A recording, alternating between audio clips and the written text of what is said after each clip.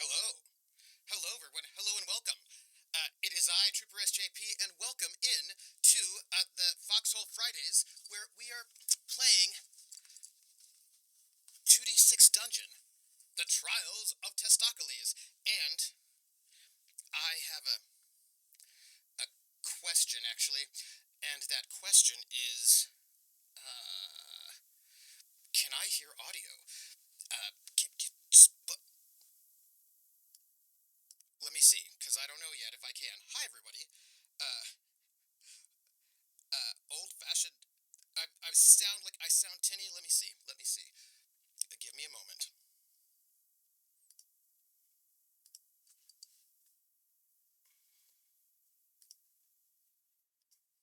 Testing. Oh, I do sound tinny. I do indeed. Hold on. I hear you.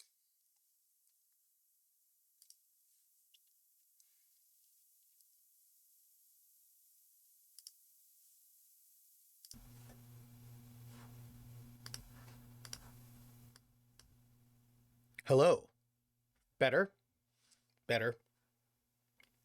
Okay, so I don't sound tinny, but I do need to turn off that.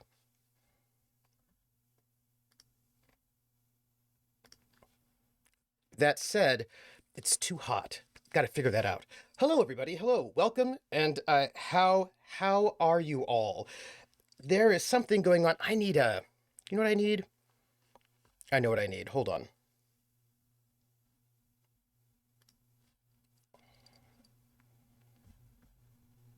Give me a moment.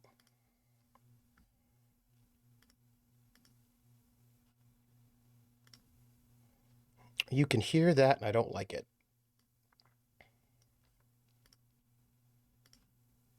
Why are you still hearing that?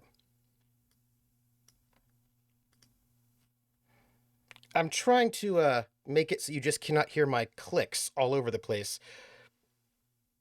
But it seems like you're getting some of them.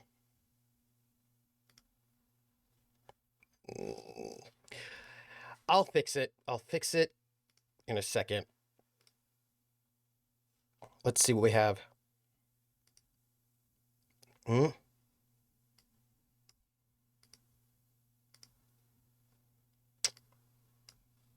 can still hear it.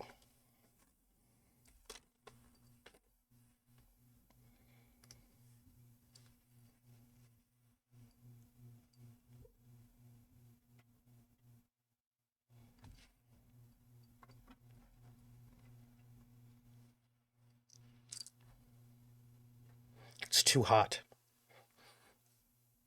How are you? If Tay needs to be clickety clackety, so be it.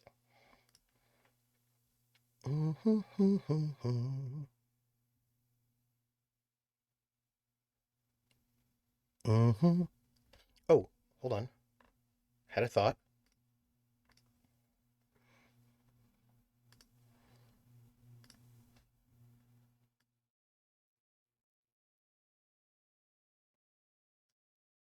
Yeah. So I think I got it. I just have to turn this up.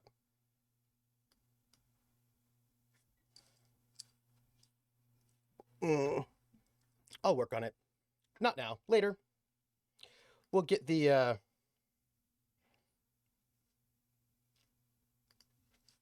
get a dip. Don't worry about it. Don't worry about it. I'm sorry for the clicks, everybody. I'm so sorry for that. Hi. From freezing cold, I gotta open a window. Gotta love New England.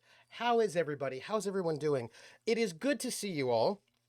I'm happy to be here, and I'm happy that you all are here with me for the Trials of Testaklees, Part 6. Hello, Zeal Daddy, where we will be playing 2d6 Dungeon. We'll be doing the dungeon level 4. Wow, that's what we're going to do. So, hi, I'm troopersjp, and this is our Foxhole Fridays where we play RPGs, and we will be playing 2d6 Dungeon, which is a procedurally generated RPG by Toby Lancaster that just had a brand new expansion come out. They now have a... So here's a... 2d6 Dungeon, right? With the Book of Tables. There's the Layers expansion that has come out recently. Not that recent, but the new expansion is actually Realms, so Hex Crawl, which I did back, which means if Testaklees survives, we might be able to go hex crawling at some point, which I'm very excited about. So, this is the adventures of Testaklees the Ballsy, who is, of course, I would say Arnold Schwarzenegger, but really it's probably just Hans and Franz from Saturday Night Live. And I'm wearing my, my barbarian T-shirt to get the full Arnold Schwarzenegger experience. And let's talk about it, everyone, before we get into character. Oh, I'm supposed to say all this stuff. Thank you for being here. If you would like to support me, you can always give tips and bits, and if you do, I will read out any messages you give out at the end, probably. And you can support me on Patreon. All the stuff that comes into Patreon goes not to support me, but to support the cast for the regular seasons, or anytime I do something with other folks, either cast members or artists or anybody I commission. And let's see. We'll be doing this probably for the next 3 sessions, depending on how Testaklees goes. Who knows? He may not last very long, or he might last super long. I don't know what will happen, but we're going to go through level 4 and the Haunted. And after those 3 sessions, we'll be doing some Traveler Combat Boot Camp, where I'll set up some non-spaceship combat and some spaceship combat. There'll be 2 weeks of that.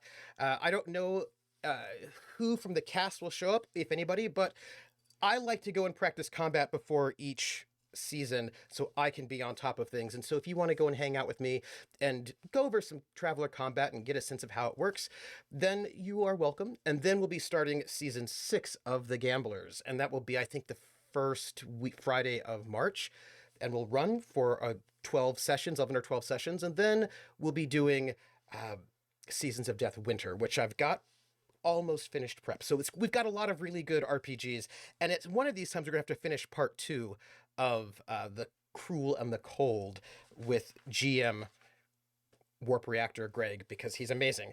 And so this is all of us, and let's start. I know that I had a late start, and that's because I unfortunately and unwisely updated OBS, and when OBS is updated, it causes some audio issues, which I had to make a workaround for, and I have done, and so I think we're fine now. One hopes. We'll see. I think we're fine. Well, except for that kind of stuff. Troopers sparred with gamblers. No wonder they keep folding. It's true. So, This is a procedurally generated dungeon crawl, and I have set up a number of things. OBS does have tantrums, and it's just because it keeps, like, the only way to make the audio routing work is to use the deprecated sources, not the new fancy ones, because the new fancy ones take over the audio, and I don't want it to. So I have to use the deprecated sources. Unfortunately, when I updated OBS yesterday, it turns out that it just also updated all of my sources from the deprecated ones to the new ones, which means audio doesn't work the way it should. So I had to do some background routing, and after stream today, I'm going to go back in and redo all of my sources to make them the deprecated ones, so everything will be fine. And that's how we're doing. But let's talk about our character. Let's talk about Testaklees the Ballsy, good old Tay, and see what we have here. So I have some things to show you, so we can just like get into it now. So first off, let's just talk about our character sheet. I have got the character sheet all set up for us, and you should be able to see it. There we go. Haha. So here's our character sheet. We have 4 sheets, and I thought we could get ourselves reacquainted. Rose, this is why I try not to update constantly. I also try not to update constantly, but it did happen. So here's our character sheet. Let's start off. So we are Testaklees the Ballsy, who's currently level 4, has got 40 hit points, although he's been damaged, so he's got a little bit less. And he's got 1,063 experience points. We're on our way towards hitting level 5. He's got a shift of 2, and shift allows you to shift dice up or down 1 or 2, so that's really good. He wears a heavy mace. He's got a knobby mace, Testaklees the Ballsy. He's got 2 maneuvers, drubbing and batter. And the way it works is that you roll 2 dice, 2d6, your first die and your second die. And if I get a 6 and a 4, then I can do a drubbing, which is 1d6 plus 2 damage. If I get a 3 and a 2, I can do 1d6 plus 4, right? So that's how that works. I also have some armor with those particular numbers on them. And if the bad guy rolls and they roll those numbers, then I get to use my armor to protect myself, right? That's how that works. We also have, at this point in time, 2 scrolls, a scroll of deep focus and a scroll of sundering, which is cool. I'll have to just think about that for later. I've got some magic potions. We can only have 5. A potion of shield aura, potion of finesse, potion of gain health, and 2 healing bombs that I can use to help make myself not be so damaged. I've got like 57 silver coins, 29 copper coins. I've got some quests, some side quests hanging out. We're looking for... Oh, we rescued this woman, and she said that her father was still being held captive inside this dungeon. So if we find her father, we'll note it. Anytime we find a male prisoner, we have to roll to see if it is the dad. We also we've got this quest about a person named Victor, who I think now is a zombie. And if we defeat a zombie, we roll 1d6, and it might be Victor. And if it is, we will get an amulet of fire resistance. We have to remember that. And then we have this other quest, this crest quest. So if we fight a heedless, then we might be able to get... then we can flash our crest at the heedless. And on a 1 or 2, the heedless escapes it, grabs it, and escapes the dungeon and fights on. And then, otherwise we fight on with it. So we have to like watch out for that one. We have got some favor points for the gods. We have been sacrificing to them, and we can use those favor points to ask favors of the gods in case we need it. We can only hold 10 large and heavy items, and right now we have a lantern and a religious manuscript as our large and heavy items. We have some alchemy ingredients, some maloko leaves, cathodo spines, elios petals, handful of spores, and some mushrooms. These things we can use later. We've got 4 rations, 4 dried pumpkin seeds, and a slice of cheese. Plus we have some small items. Flint and steel, 7 pouches, a wax sealing kit, large backpack, the pommel of a dagger, a handful of nails, some lock picks, a pouch of tea leaves, some explosive marbles, a gold amulet. If we get some gems, we can put in there and maybe do something cool. An acorn, a horn, a black feather cup, 2 empty potion vials, and 2 bandages. And we have a ring of transformation. which I feel like is pretty cool as well. Other than that, we've defeated a terrible cleric, a dark cleric, and that's where we are. That's where we are. Moves such as I have a hard time not to make inappropriate comments. You should make inappropriate comments. That's what that's what this one's all about. So this is us now. What ends up happening, and I want to give you our sort of a recap. We have these dungeons, and Trigger or Treat has made some really cool versions of it. And I've made a dungeon. I've made a map of a nice map of dungeon level 1, which is right. You sort of go through and you figure out what you're doing. This is it in a cool looking way, I guess. Maybe I don't know how cool it is, but there you go. Also, I don't know why that's there. I should probably move it. That's fine. Whoop. I wanted to make it look nicer. Oops, wrong one. Whoop. You look nice. No, it's fine. Don't worry about it. Anyhow, so this is our first level dungeon where, we came in and we were almost killed by a dresser because dressers that fell on us. We almost died. A woman needs help saving her father, which, we're on that one. We've made some sacrifices. We found out that there was a zombie, a guy, wasn't the father. We were attacked by a butcher. That was terrible. And then we got into a bar fight, grabbed this gold amulet. It was very good times there. So this is our first old school looking dungeon, a level. And then this is our second one. Woo! Hello there, Testaklees. Let me delete you. You don't need to be there.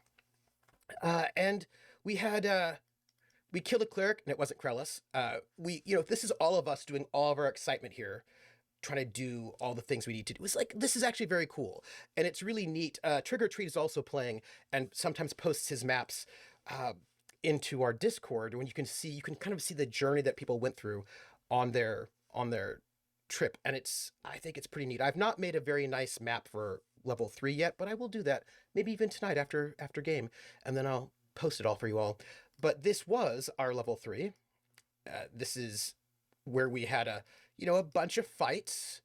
This was us right there. Oh no, badness. And I don't know if I've actually, you know what? I don't think I actually, no, Ringer Transformation's right there. I don't know if I've actually, I think there's you know what? Caligon, take me away. I don't think that I updated the character sheet with all these gold pieces that I got, because if I had, I feel like I would have noted it. Yes. The E is the exit. I barely remember what happened in those rooms. My first question, does the healing balm have lubricating properties? Yes. Yes, it does. Just noting it. So I actually think that we didn't update all of our in all of our items, and I think we should, so that we have it. Just gonna trinket box and glass orb. Let's just put it in here so that we don't trinket box and glass orb. Those things seem like also small items. We'll just place them there, right? Just a little bit of, we'll just keep them in there for now so that we can, not forget the things. What is this? What is this up here? See if I can do the criticals and the script cards. Oh, this is notes for me for doing coding because I like to do coding. And I hope I can do, ever since, so one thing that was actually really exciting, when I did Letters to the Stars, I used some new macros and API stuff in Roll20 and got them looking pretty cool to do tables. And so I think I'll be able to use that here in really good ways. I just have to do that, not right now, but let's see what else we have. We have sticks of charcoal and rolled up cloth, quill feather, and 29 gold coins. Let's put our gold coins over here. Hello. Whoop. Copy. Paste. Okay. Feeling good about that. And then I don't think we have that much more that we forgot to carry over, but we do have some stuff. Let's see. Level 3. That's done. The Ring of Transformation, which I think I actually already put over there, which is fine. Gold bands, worth 8 gold coins. Let's just get this over there. Gold bands. We'll put that over there. You know what we really need to do? We need to go to town, sell all this stuff, and then buy better armor, because we could really use better armor than what we have right now. Fine. An old cloak? Sure. That's great. Who doesn't want an old cloak? I don't know what we're going to do with it, but we've got an old cloak. And we've got, what else do we have? We've got this old cloak. We've got this family crest, which I actually think we might have noted down. Oh man, look at what cool stuff we got. And you're like, an old cloak does not seem like cool stuff. But, you know, it's sort of cool, more or less. Like any DM would say, if it's not in your character sheet, you don't have it. Yes. When your jerkin has the feathers knocked out of it. Are you saying something about the ways in which Testaklees the Ballsy has jerkins? What? A staff of claws? I can't believe I didn't note that, because that seems very important. Who doesn't? Yeah, if I have a staff of claws with 8 charges, that seems really amazing. And, yeah, I can't believe I didn't note that down. Staff of claws. I don't know what it does yet, but we'll have to find out, because it sounds really cool. Or it doesn't, I don't know. The hide doublet. And then also this mushroom. Sure. Mushrooms are good. Oh, and now I have 3 mushrooms. That's great. A hide doublet and 3 mushrooms. Look, I know it's a little messy, but we'll get there. We'll get there. It'll be fine. And what else we got? Hello, mushroom. Delete. Hide doublet. Delete. Oh, we have 2 old cloaks. 10 gold coins and another old cloak. And that is it. So 10 more gold coins and another old cloak, which feels like it's getting a bit. Do you think cloaks are not large or heavy items? I don't think, right? What do you think? Good. That's us. So let us get ourselves ready for. There we go. Level 4. Staff of Claws works once a year and bestows gifts. Yes. Okay, everybody, this is us. Let me zoom all the way out. Also, none of you all need to be here. Boom. Okay, here we are. This right here is our level 4. Level 4 of the Human Ancestry Dungeon. And what they do here is, unless it offers some type of protection, thick enough to protect them from damage or severe cold, I think it's just clothing. Yeah, I think so too, actually. No fan art for Testaklees yet. Actually, there is. Void Smoker made a piece of fan art that includes Testaklees, and it's amazing. And I'll have to sort of put it up there so you can see it. It's pretty cool. So this is us, and this is what we have here. I made a note of all of our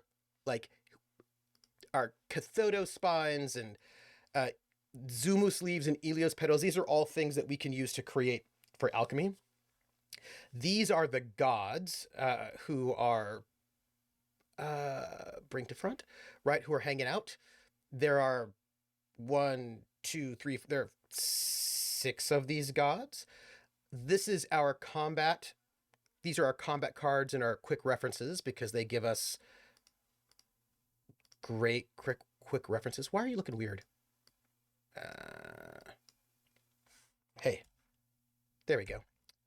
It's a little fuzzy, but this is us. So let us begin. Oh, I was supposed to tell you one more thing before we start. Zeus's petals, Bart. I hope we can alchemize this session too, maybe make some bombs. So in this game, 2d6 dungeon, they've got these, there's only one dungeon that was put out officially, right, in the base core set, which is a human ancestry dungeon, and we want to try to get through all 10 levels, and each level has a different theme. This theme is the haunted, so I think we'll be dealing with a lot of undead, and it'll be kind of creepy, we can have like elven dungeons, all sorts of dungeons. Right now we're doing our human ancestry dungeon, and let's just set up a little bit of audio to make everything awesome. Good, I can hear it. And you can hear it. So, we have to begin. This is procedurally generated, so the first thing we do is we roll for our first room. And I actually have a bunch of macros that I made. So, our first room is a corridor 6x1. And I do not think that our first room can be a corridor, actually. Also, let me turn down that volume. It's a little bit too loud for me. Come here, dungeon. Better. Okay. Actually, I think we might be able to... Can we? Let me see. Can you have a corridor as your first room in a dungeon floor? It's 6x1. So if you notice, it'll be 6 on the x-axis, 1 on the y-axis. And I actually don't think you can have a corridor to be your first room. But let me check. Because, after all, it is possible that we can into the dungeon, light, generating dungeon rooms, entrance room. If I wanted to break I never want to break the rules. I'm such a rule follower. Checking doors, magical barriers, entrance to the next level. Here we go. You will naturally enter the next level by the stairs you came down. Draw the stairs in the middle of the outer barrier and then an exit square. Then roll for the emergence room as you did for level 1. No double rolls apply to the room size. There are no encounters in the first room, and there are 3 archway exits. So, I'm pretty sure that this 6x1 corridor cannot be the case. We will. You gotta just double check. You know what I mean? I want to be right about this. The entrance room, if you roll doubles, let's see. Roll your D66, the room dimensions. Right, this is the entrance room, and is the only room that has nothing in it by design. The entrance room is never too small or too large, but always an area of at least 6 squares, and no more than 12. If you roll under this, it has 3 exits. So what I'm going to tell you is it cannot be a corridor, because corridors cannot have that many. Well, no, actually, I suppose they can, because a corridor can have 3 exits. Well, okay. All right. Let's see. Can we... I think we can. Wait, all exits from corridors are archways. Corridors do not have encounter rolls, are not considered to be small rooms. So we cannot have a corridor because it's not really a room. So we're gonna have to make a room. So we're gonna convert it to 3x2 as roller notes. So let's start drawing, shall we? And let's get a 3x2 room. Let's go with let's draw. Love a little bit of drawing. Here we go. And we have 3 exits. So let's go whoop. Here. Here. I would like to... And then we're going to have a door right there. That'll be fine. There. Let's have this door be right over there. And then we'll come over here. Let's just make a nice 3x2 room, right? This is fine. Oh, wait, sorry, we need a door. Let's have this be there. And then we'll come in over here. It'll be fine. Here. And then back up to here. Boop. There we go. So this is our entrance room, and there's nothing bad in it. That is a true statement. And I believe, didn't I just read that about our what was it?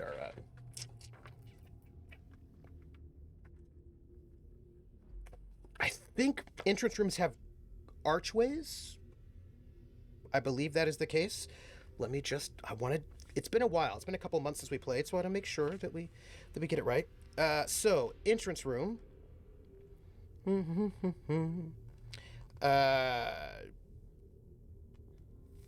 Small rooms, large rooms, corridors. I think attaching a room. Yeah, I actually don't think. Yeah, we don't have doors. They're just archways. Boom. All right. So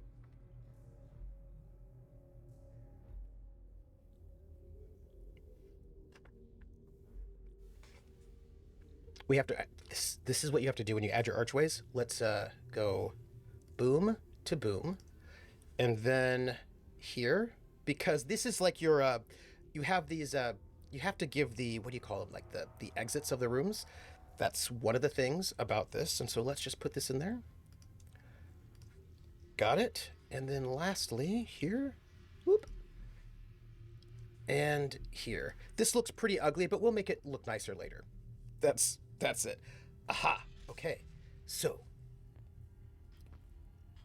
Testaklees the Ballsy creeps, slightly injured, into level 4 of the human ancestry dungeon, the Haunted. From where he's at, he can go any number of directions. He can go north, east, or south. Now, we must choose wisely. Which direction will he go?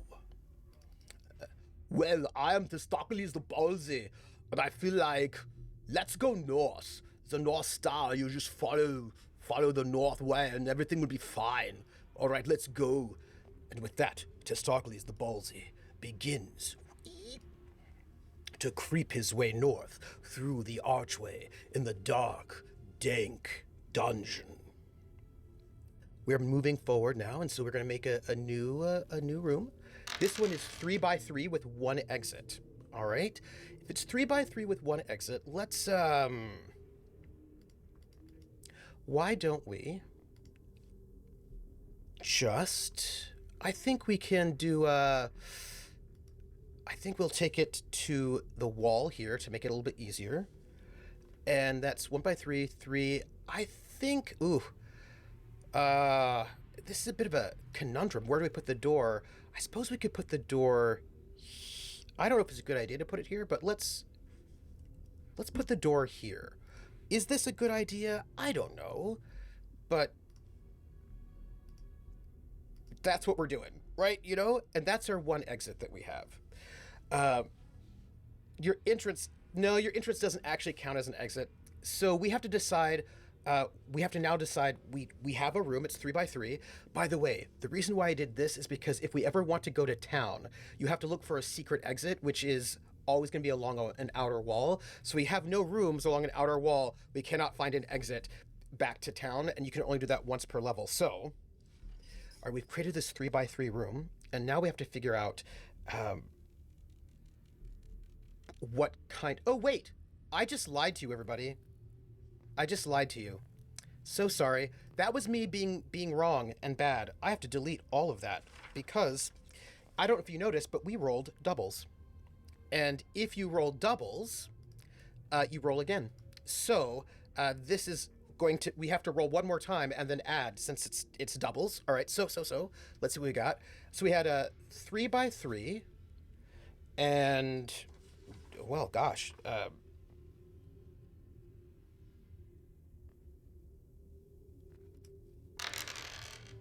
4x4. Not too sexy. That's fine.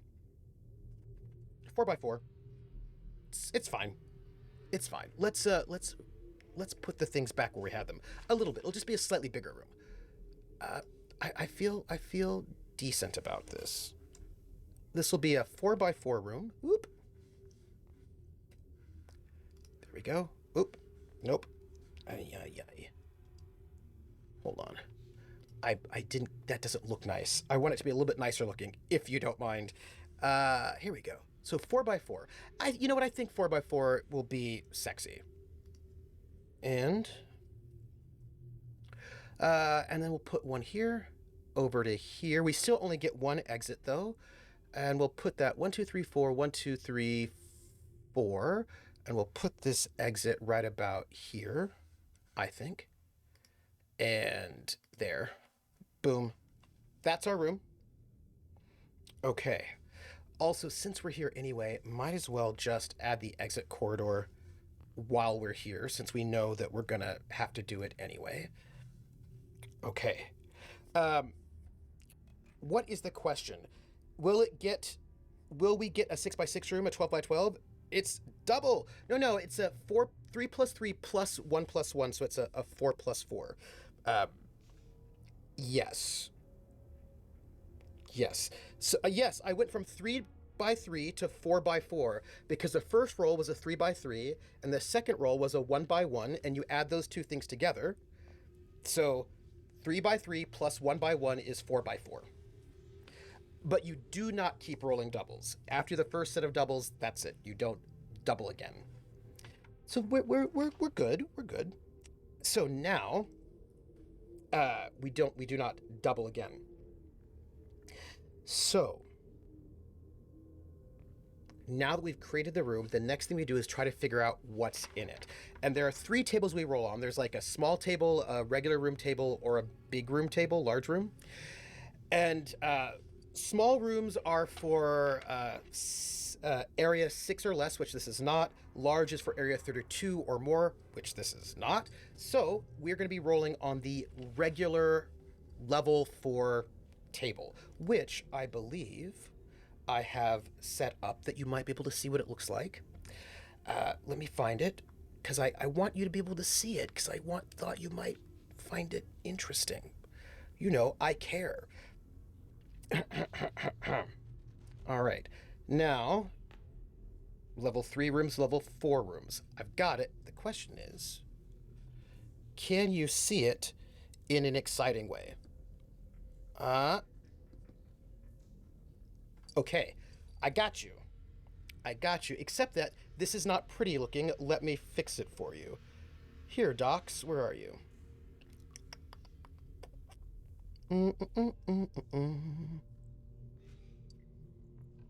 Oh, hold on. This is probably over here in the... It's not. Where are you hanging out? Where are you living?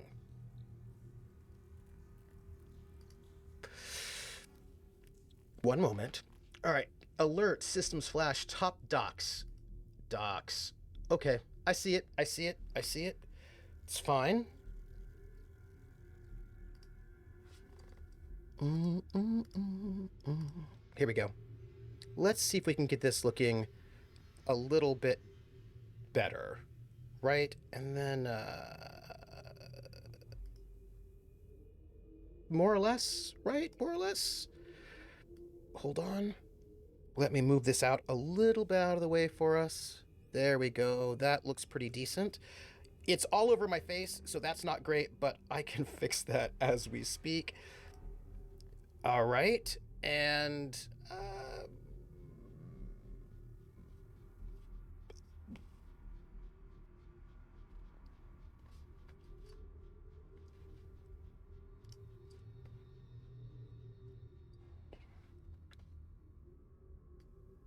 boom. Whoop. Whoop. There you go. Done. Some phylactery. Okay, so here we are. We have to roll for our level 4 rooms to see what we find. And I just gotta... And it'll also tell us what kind of doors we have and whatnot. So this is... there's no bonus here. Oops. So we roll a 1 and a 3. A 1 and a 3. All right. So a 1 and a 3 is a collapsed chamber. Left, right. I moved it over to the right. At least you should be able to see it there now. So a 1 and a 3, if you can see there, is a collapsed chamber. It looks left to you. Left. So I am seeing it right now. Let's see. Are you seeing it where I'm seeing it? Oh, interesting. I know it is. I got you. I had it. I got it. I got it. I got it. Uh, there it is. But it still didn't do what it did a thing that I didn't want it to do. Hmm? Yeah. Good. I'm gonna fix that over here. You know, it's one of those things where you switch things around and it gets very, very different on you very, very quickly. But this should fix this over here. Huh. Oh, I know what happened. I know what happened. I know what happened. Don't worry about it. Okay. We're cut up a little bit, but that's me. So, we're going to find a collapsed chamber, which says, part of the room, part of the stone ceiling here has collapsed. The room is passable, but it looks precarious. So let's call this we're going to make this blue. And let's make this slightly bigger. Let's make this like a 40, and I suppose Arial's fine. So this is going to be a collapsed chamber. We're taking our notes. Ooh, that's too big. So that we know where we were and what we were doing. So let's go back down to that 32. No, too big. Try 26. Oops. 40, 26. Better. Go be an elf and a troll, Krellin. So we says here we've got this collapsed chamber. By the way, what kind of exits do we have in this collapsed chamber? It says that they are random, and this room is not unique. So let's just get a random door. And this is a dungeon level 4. A portcullis. Ooh. A portcullis. So we have got a portcullis. I don't know if I like that at all, actually. I don't know if I like that. But that's fine. Let's just make our little portcullises right here so we know it's a portcullis. Yeah. So, there's our. I've just made a portcullis for us in our collapsed chamber. I don't think I like that because I don't know how we're gonna get. Well, we'll find out. So, to pass through this room, roll a d6 and add your discipline. On a 4 or lower, you slip and lose 3 HP. Yeah, I think we got to bend bars, lift gates. I think this is what we're gonna have to do. So,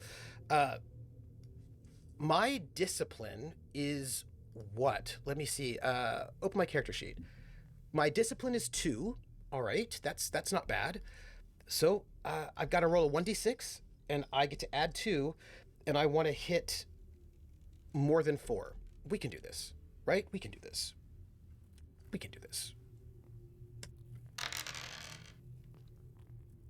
Or we can't do this.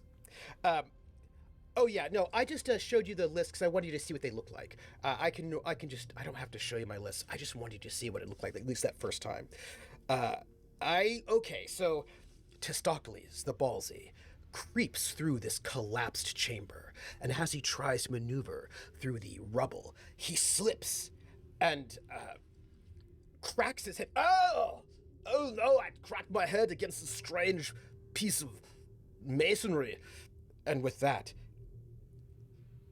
he loses 3 hit points, bringing him down to 31. We still have enough hit points right now. We can try to make it through, but we've hit a portcullis. I think the question becomes, what do we do about a portcullis? Well, let's find out if there's a portcullises. I'm kind of feeling a bit distraught about this. Okay, portcullises are always down when encountered, unless the text states otherwise. A lever must be found to open them. Sometimes they are concealed or on the other side of the portcullis. Roll on the portcullis lever table 1. If you have to face an enemy, roll the patrol table for that dungeon. Once they've been dealt with, you see that the portcullis has been left up. All portcullises in the room are opened when the lever is pulled. So I need to roll on the portcullis lever table. Okay, sure. Let's do that, shall we? Testaklees the Ballsy comes into this room after cracking his head against some masonry. He sort of like rubs this big knot. Oh, this is terrible. I've got to look, there's a portcullis here. I've got to look around for a lever. There must be some way in. I'm going to roll 2d6 and find out what we get. An 8. An 8. Okay. All right. An 8. Inside a hole in the wall is a switch. You press it, and all the portcullises clatter up into the ceiling. Okay. So, we get through. Okay. All right, this is not bad. Not bad at all. And then, Testaklees moves forward. Where will he find? What will he find in this dungeon? A 5x2 room, a 5x3 room with 2 exits. So let's draw it. 5x3. So let's go all the way to the wall, because I feel like that's going to be most helpful for us. Get our pen going. Pen.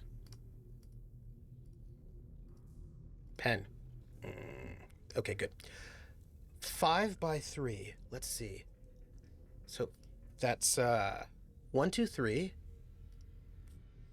4, 5 by 3, and we have 2 exits. So we'll have one exit here, and then we'll have one on the other wall, which will take us up to there. And let's just keep this exit, you know, kind of center. I think that kind of feels good to me. And since we're here anyway, might as well make our exit corridors for this room.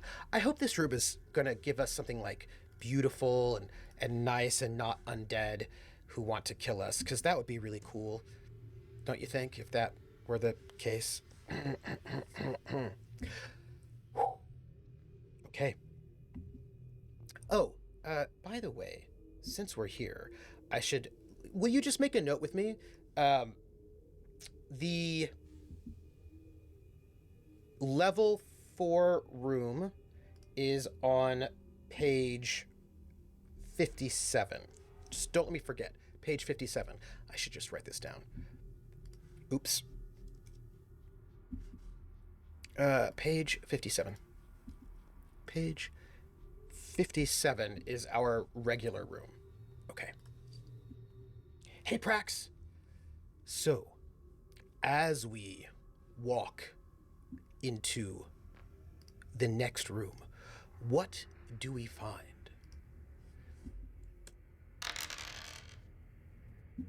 Oh, I could roll 2d6. A 3 and a 6. We come upon a marble temple.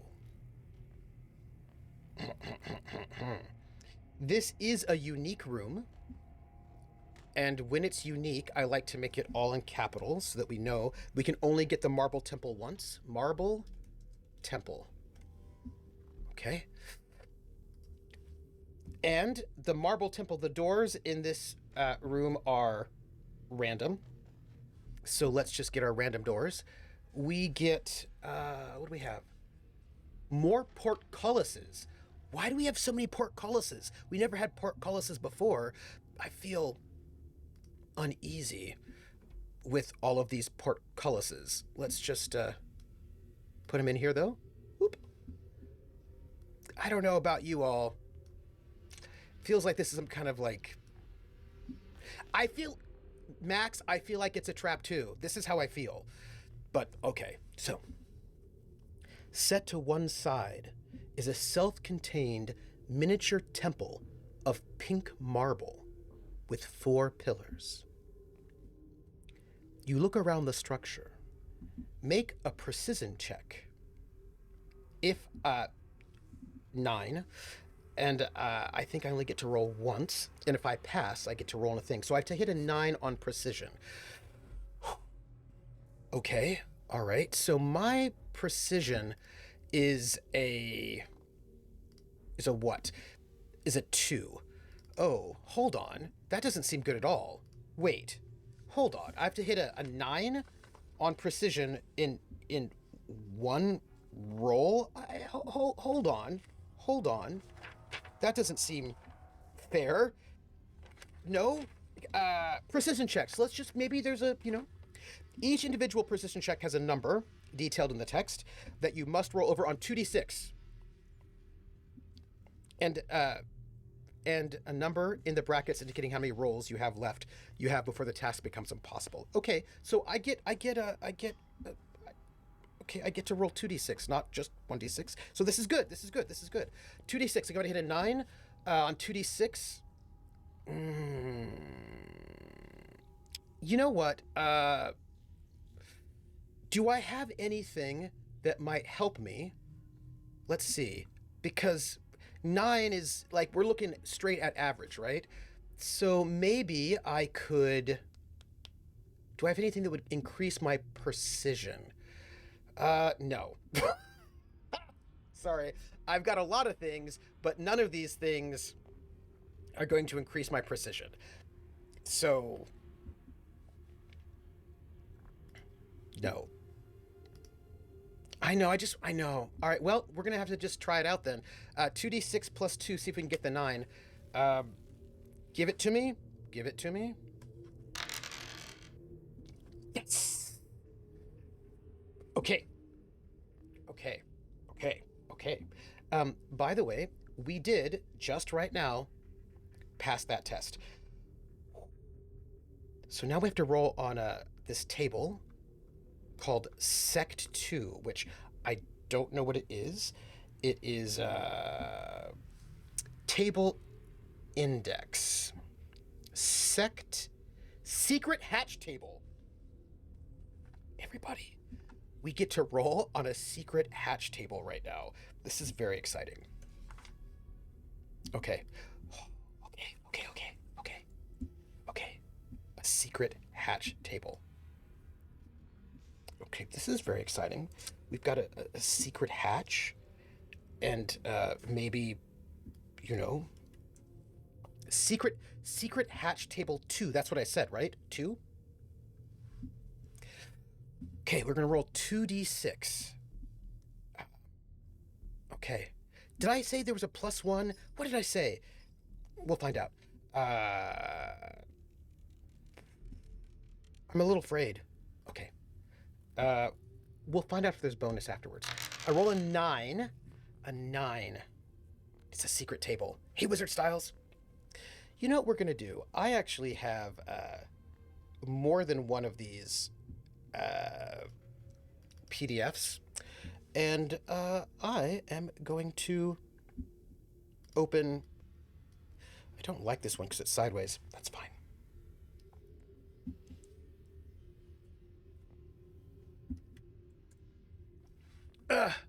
Marble Temple. Good.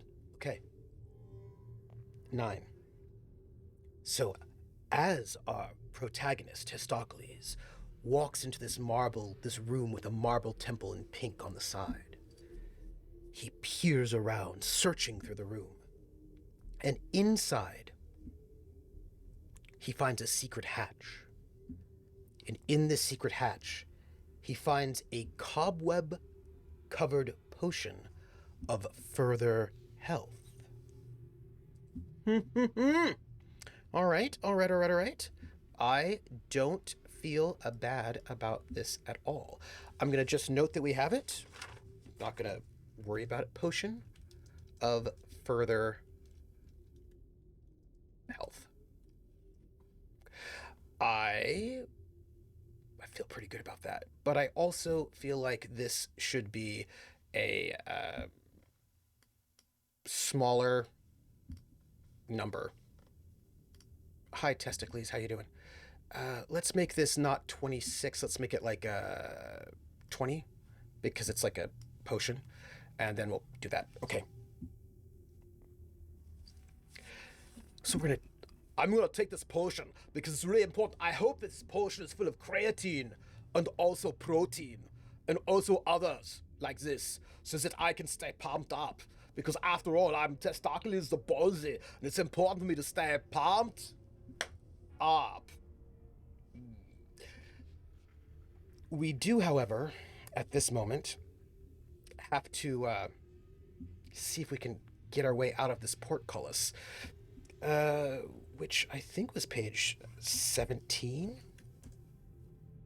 with our portcullises. No, I don't think it was. What was our portcullis table? It was 11.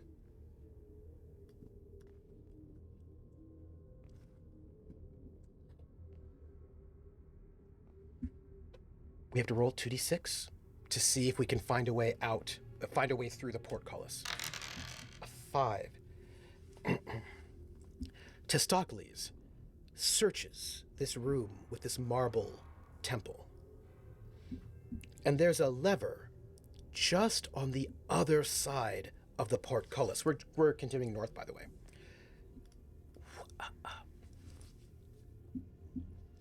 Just on the other side of the portcullis. If you use an item to trigger it, the item is lost. The portcullis rises.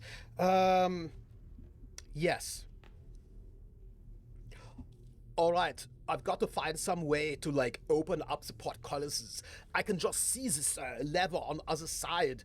What do I have on me that I can use? Oh, I know. I can take one of these old dirty cloaks that I have, and I can just throw it over, like, see, like in the Brady Bunch, where they tie all the belts and whatnot together, but it will just be a cloak. And with that, Testaklees the Ballsy takes one of the old ratted cloaks that he has, and he makes like a, you know when you like take a towel and you wind it up and use it to snap somebody because that's how you are? He does the same. And he wraps up this old cloak, and he snaps it through, and he hits the lever, and the lever sort of creaks. Unfortunately, it like rips up the old cloak, but both portcullises rise. Oh, so good. Okay, we have lost one of our old cloaks, so I'm just gonna make a note of that. So we now should only have one old cloak, and we also now have a potion of further health. I will note we now have all of our potions slots full up. We should think about that. We're okay. I feel like we can wait a little bit longer before we start healing. Right? All right then, let us go a bit further. Keep going in this dungeon, seeing what we can find. So, we find a corridor that's it's tall.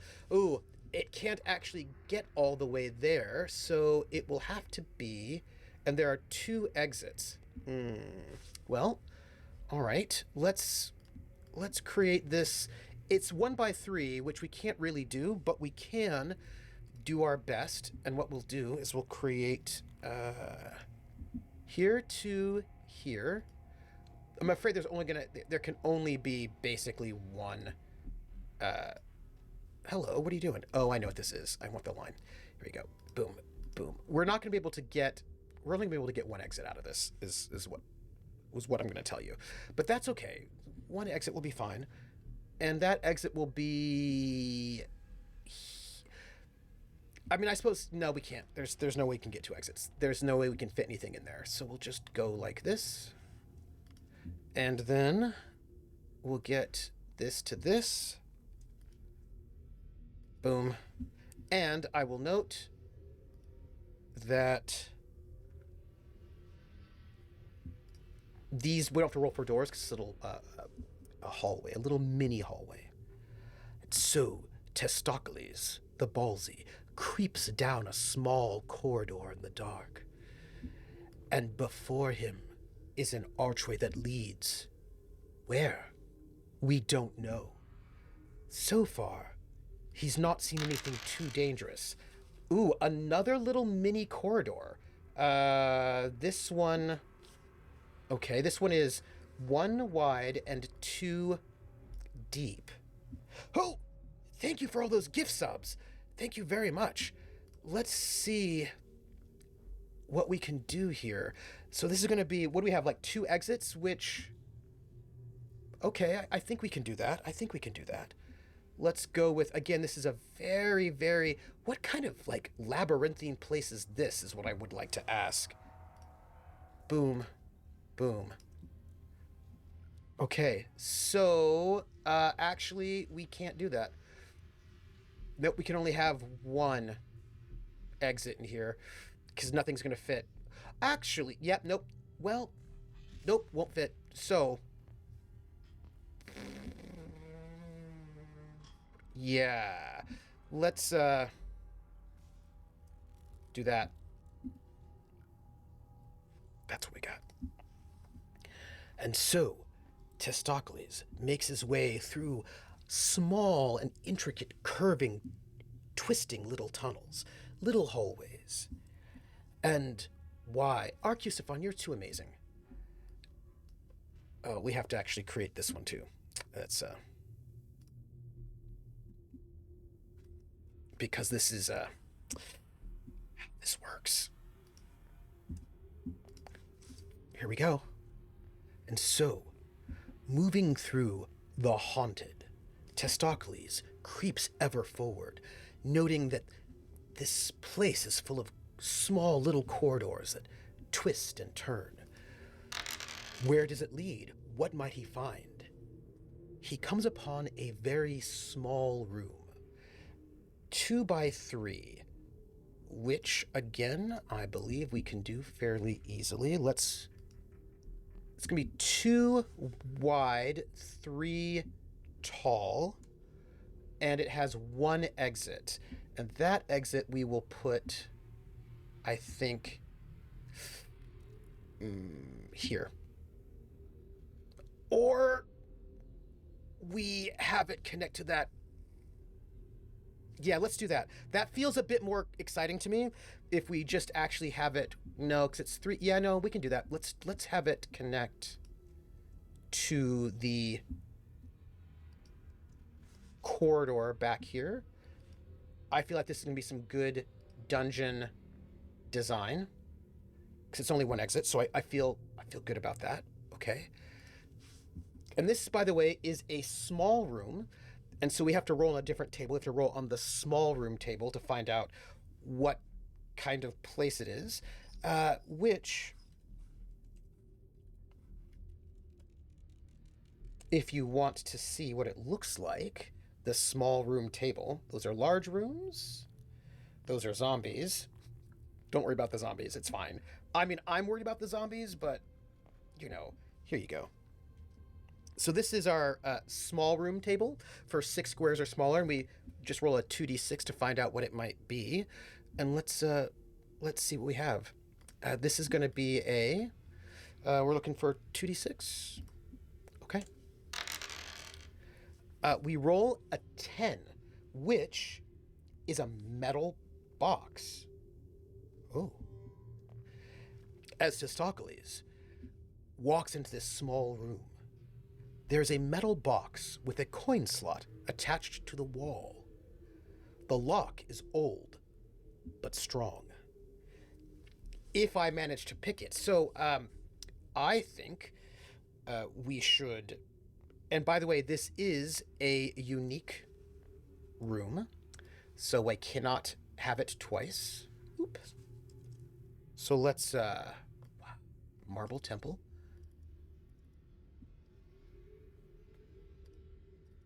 Come here. There we go. Metal box. This is important because we ever get a metal box again, we can't we have to re-roll because we can only have it once. So I need to pick this lock. And I have lock picks. So this is a lock +2. And I've got, I think, some +1 and +2 lock picks. So I have to roll 2d6 for the lock's quality. Okay, so let's find out what the lock's quality is. Let's hope it's not too bad. We're going to roll 2d6 +2 to find out how strong this lock is. A 6. Oh, not bad, not bad. I don't feel super bad about this, right? This seems... Oops. Come here. There we go. So this is a 6. Okay, everybody. So to pick this lock, I have to make a precision check equal to that number, and I only get 1 roll per lock. So I think my precision is like, what, a 2? It is, and I believe I have a lockpick +1, which I'm pretty sure I do. So I feel like, let's see, lockpick +1? Yeah, I've got a lockpick +1. I think we use that. And I feel like that's a +3 in our roll. We should have no problem picking that lock to see what's in there. I feel like that should be no big deal, right? So we'll roll our 2d6, and we have a +2 for precision, +1 for that lockpick. And we roll a 15. Question, do you use a different camera for tabletop, or is it just at a different angle from when I play video games? A different camera. This is my tabletop camera, and I have a camera over here for video games. So it's actually a different camera. Also a different angle. Like, this was my camera for video games. This one for tabletop. And it's because of when I'm playing video games, I'm using my 5K monitor, but I do not want to screen capture that for role-playing games. I make it through. So I find a bunch of money. Yes. We're going to find this much silver coins, 3d6. 11 silver coins. Not bad. And we're also going to get 3d6 gold coins. 13 gold coins. Okay, that's really good. It's really good. Let's I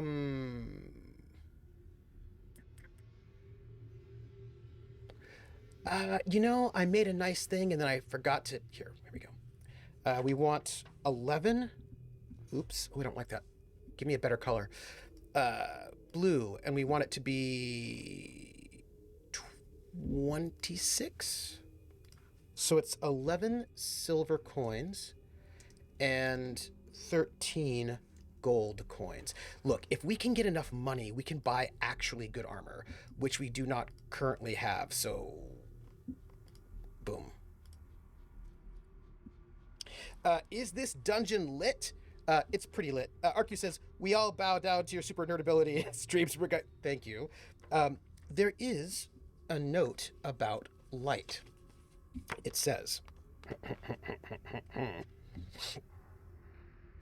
there are 10 levels. We're on level 4. The human ancestry dungeons have ample lighting, so no penalties applied here.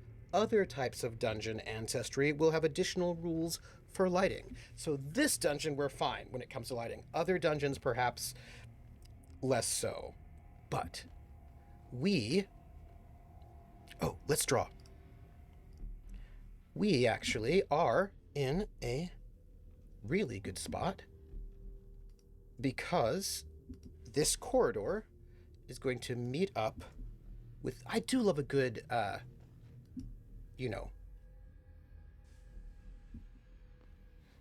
Did we say what kind of doors there were in this room? Oh yeah, no. Archways. So we're good. We're good. I imagine it's lit with some braziers, maybe some moss iridescent, phosphorescent moss. Okay. So, Testaklees the Ballsy moves, methodically moving through this dungeon. What shall he find next? He comes to a place where these corridors meet. He circled around, and he finds, this is a 1-1, so we roll double, so we roll again. 2-4, so this is gonna be a 3x5. 3x5. Okay, that's good. That's good. 3x5. I can handle it. You know what I bet we could do? Let's just do a rectangle. 3x5. 3 by 1, 2, 3, 4, 5. Right? 3 by 5. 1 exit. Okay, so where do we want our exit to be? Let's zoom out a little bit. So I feel like we should probably have our exit on the east because, you know, we've got an entire dungeon floor to keep getting into. So let's throw this, yeah, let's do that. Is that, the corridor is connected. I just used a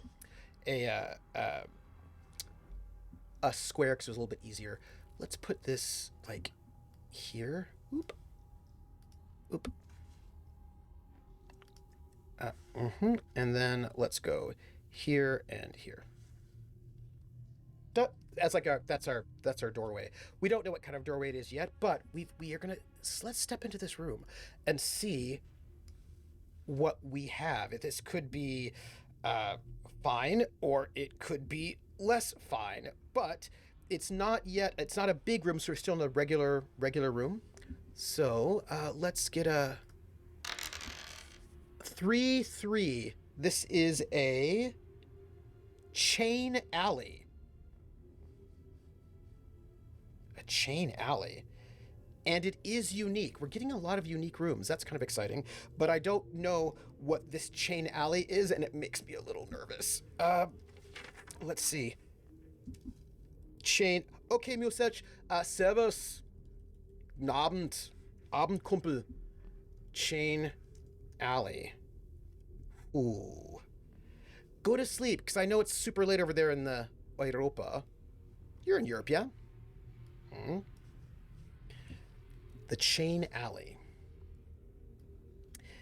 Testaklees the Bold creeps further into this room, and a series of long chains. Muselch, where are you in Germany, by the way? I just want to know before you go, where are you? What town are you in? You're in Berlin, right? Is that right? You're in Berlin now? Yes? When I was in Berlin for 1 month, no, for like 2-3 weeks doing research, and there was this little cafe that had heiße Zitrone, which was like a, people who are not German don't know, but it's like warm lemon juice with honey and water, and it's like some people have coffee in the morning, but I would have this heiße Zitrone drink, like hot lemon. It's very delicious. It was very, very good, and I recommend it. So, guten Abend, schlaf gut, and we'll see you later. By the way, Musach, I did one RPG in German, and I hope to do another one in German, because that will be fun. Okay. A long series of long chains hang from the ceiling. You will have to push through them to leave. As Testaklees begins to push through these rooms. Oh, we actually have to find out what the doors are like. Sorry, random door. Portcullis. This is very weird. We have never gotten portcullis. Well, I suppose that's what happens in this place. There are portcullises. You know, there were not portcullises before, but there are now. There we go. That's what we got. Look at all these chains. I feel like this is like some trying to weigh me down. Anyway, let me go through the chains. And then as Testaklees moves through the chains, he sees a body. A body hangs from one of the chains, and I can loot it.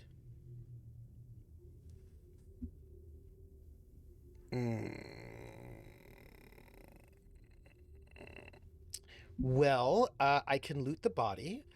And why would I not want to loot the body? I feel like that's probably what normal people do is looting bodies, I guess, right? Yeah. Just hanging around. Come here, tables. Give me another table. I want the B BST1 body search table. Okay. Yeah. Okay. Body search table, everybody. Is that? Oh no, it's. I hope it's not the girls. That'd be terrible. Okay, body search table.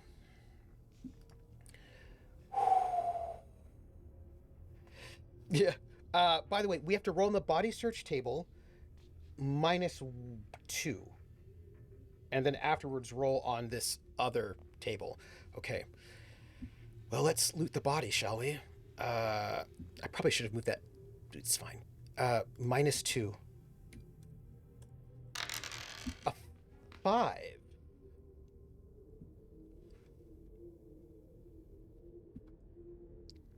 Oh. What is? Let me go search his body. This full of chains. And I search the body. What do I find? I find a snapped off sword hilt that's stuck in the rib cage of this body. And like, you know, there was this, what you call it, the King Arthur, and he pulled the sword out of the stone. Maybe if I pull the sword out of the rib cage, then I'll become like the king of the dungeon or something. Like King Testaklees of the dungeon, maybe. That's a regular thing to do, right? So I'm going to take the snapped off sword blade and I'm going to make it mine. I'm sure that nothing bad will come of this at all, right? Snapped off sword blade. Yeah. Stab you, please.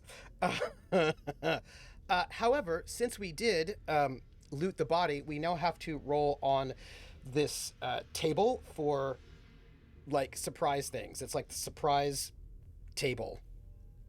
Like surprise table. There it is. Surprise table.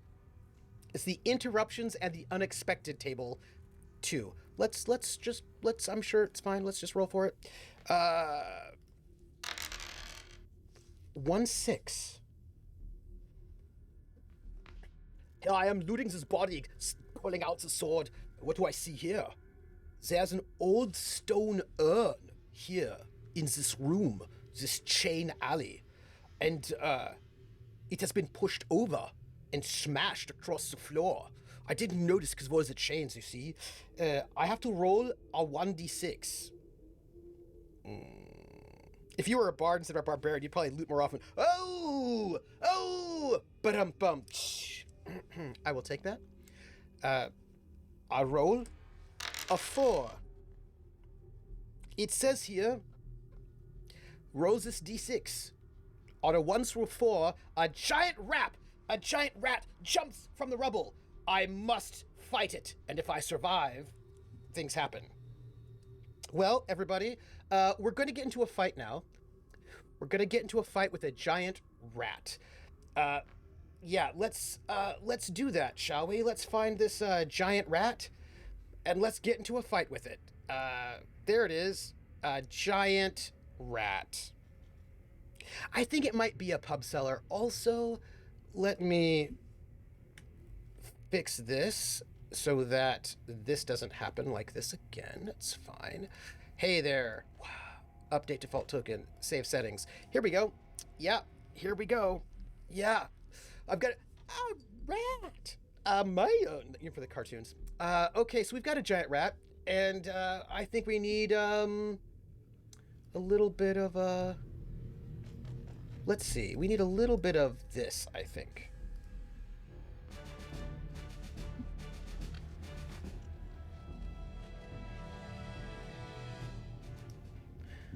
Everybody, I need a little bit of Monica in my life. And a skirmish. So we've got a skirmish. Let's grab our combat card. Because this will make things easier for us. Hey everybody, we're gonna be in a fight now. Well, this is gonna be us. Let's start. Let's get our multi-sided. We're gonna choose our side. This should start on nothing exciting there for our shifts, and then we're gonna start this die at a 1. This is our tracker for our turns, like our turn tracker. Okay, every time you finish a combat round, turn the fatigue die up 1 number. Okay. I get to go first.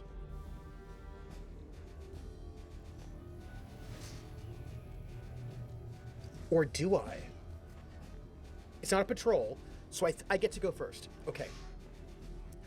I am going to have to try to murder this giant rat. It's a giant rat. It shouldn't be hard for me to kill. I should be fine. I'm going to attack this giant rat.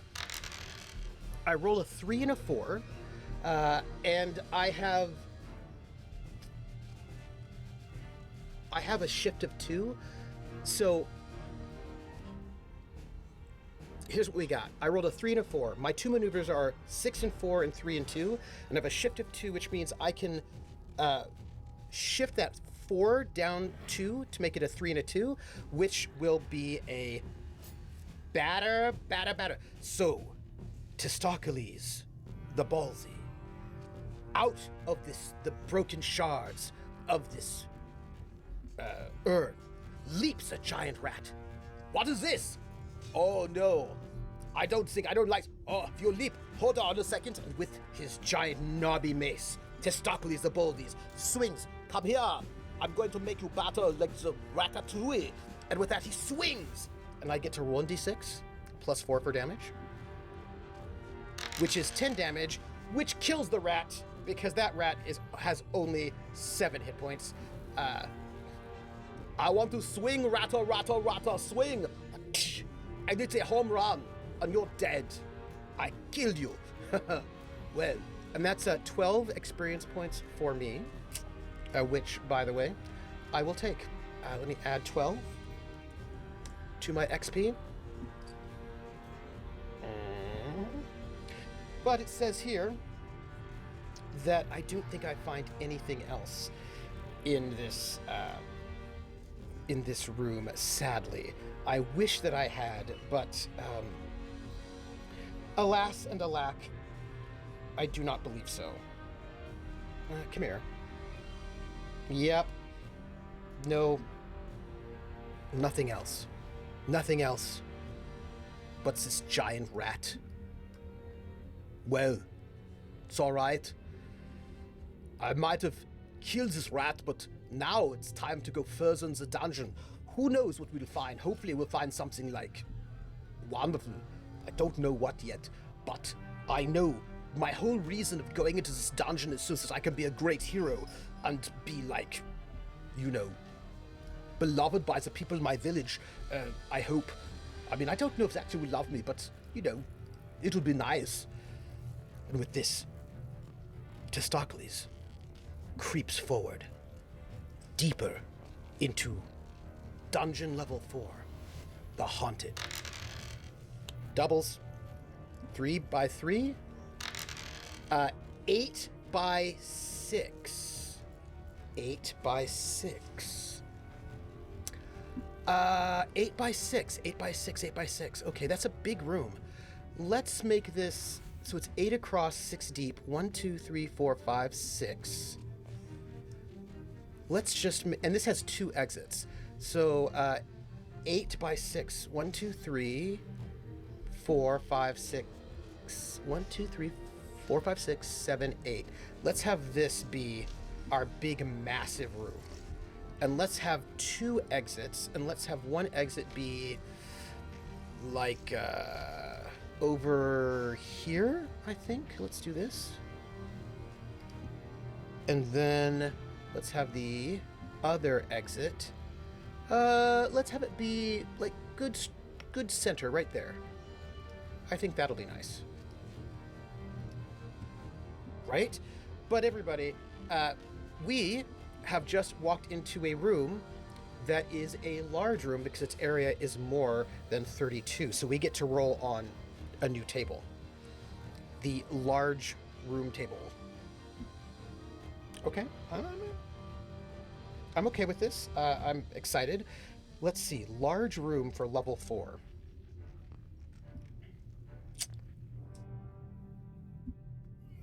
We have to roll 2d6. See what we... Oops. See what we find.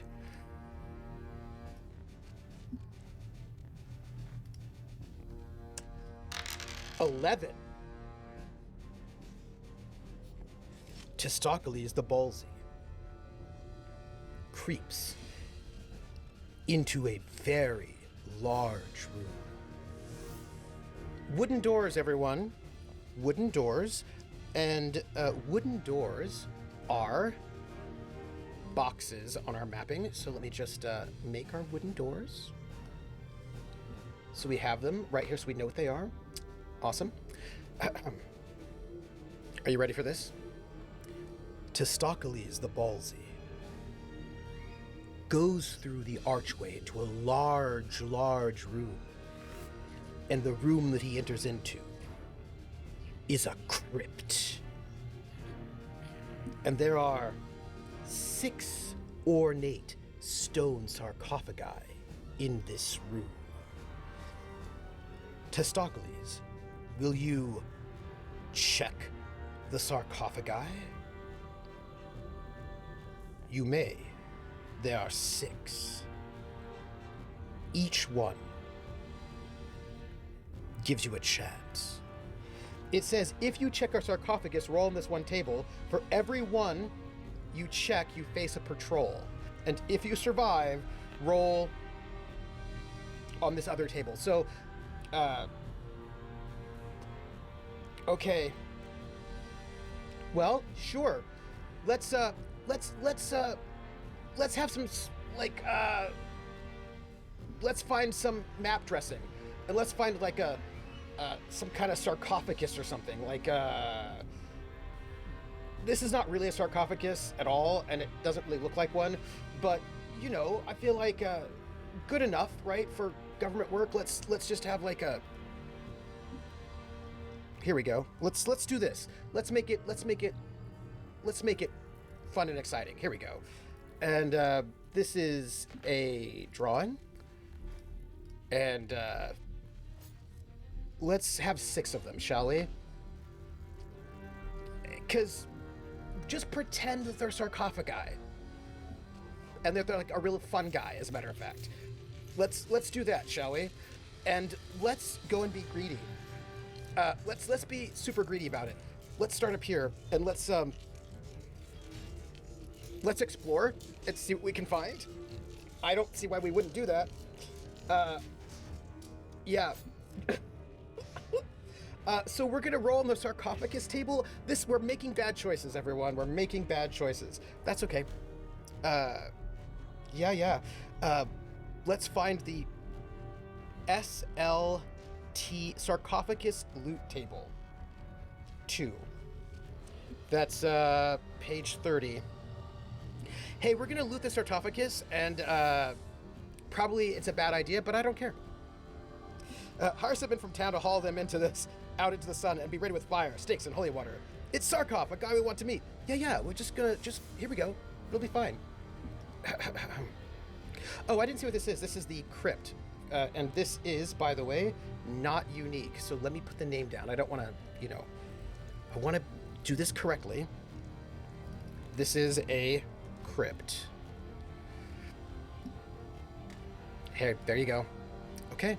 We're going to search on this sarcophagus loot table number 2. And let's see. We're going to search the first one. Hey, everyone. We're going to go into what I wonder what's inside the sarcophagus. Nothing bad, I'm sure. Let's find out what it is. It's a 5.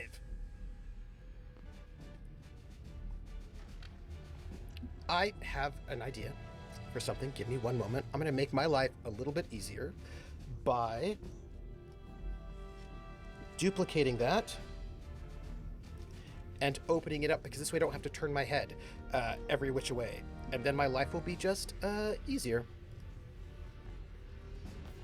Boom. There you go. Easier.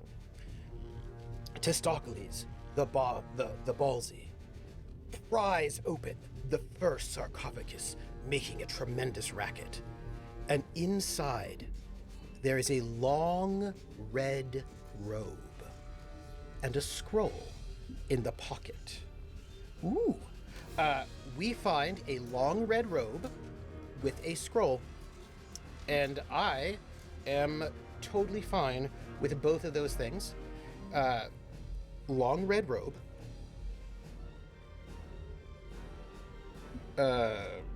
Long red robe. And a scroll. But what kind of scroll do we find? By the way, we're going to pay for this right about now, just in case you were wondering. Yeah, we're going to pay for this. We're going to get the, what is this? Scroll? The scroll table. Yeah, we've got, it's going to be, yeah, scroll table. Where are you, scroll table? Oh, by the way, don't let me forget page 30, right? Don't let me forget page 30. Let me copy and paste so we know. Page 30 is the sarcophagus table. Just so we don't forget. Makes things faster for us. Is Ezra Brand, can he read? Sure. He may not always read correctly, but, you know, we're looking for the scroll table 3. Let's find it. The scroll table 3. Where are you, scroll table? Random lists, loot tables. I'm gonna have to look up the back. I mean, we're gonna get a scroll, which I'm really excited about. Maybe it'll be good for us. Scroll table 1 through 4. That's on page 16. Okay. I should make these scroll tables. I'll make it later. Scroll table 3. Okay. 1d6. It's good. It's good. A 2. We get a scroll of swamp lung. A scroll of swamp lung. What exactly is a scroll of swamp lung? Because that doesn't sound good.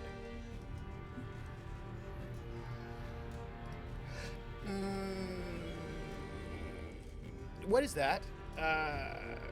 Anybody who's not me? Sounds like a... It does sound like a water-breathing thing, but I don't...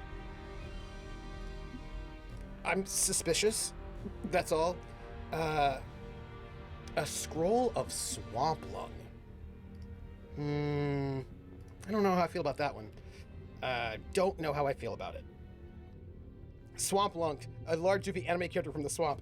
Yeah, maybe you can breathe underwater with it. Let's see. Come here, some scrolls. Let's see if we can find some scrolls that might help us out.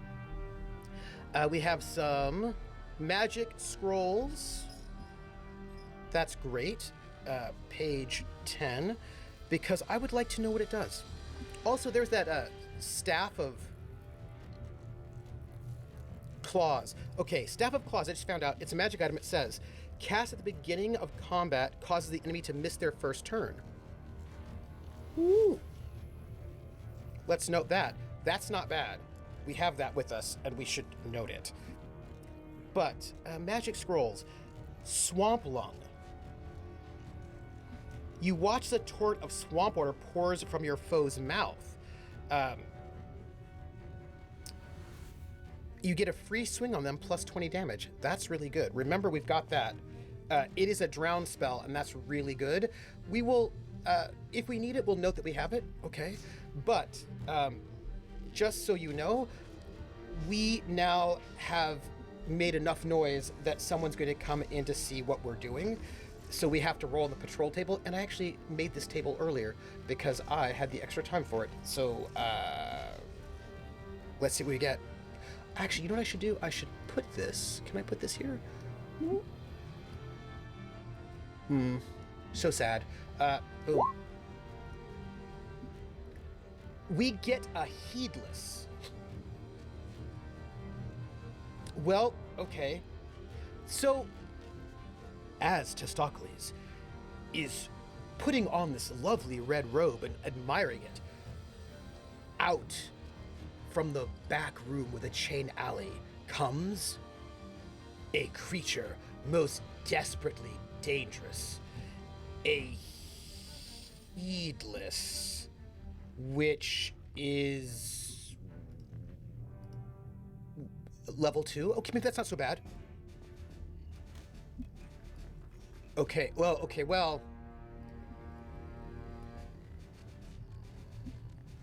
Okay. Why don't we just see what this thing is? The Heedless, it's got some treasure, doesn't have a whole bunch of hit points, but it has leather armor on it. Okay. That's fine, I guess. He did come from the chain alley, but, you know, here.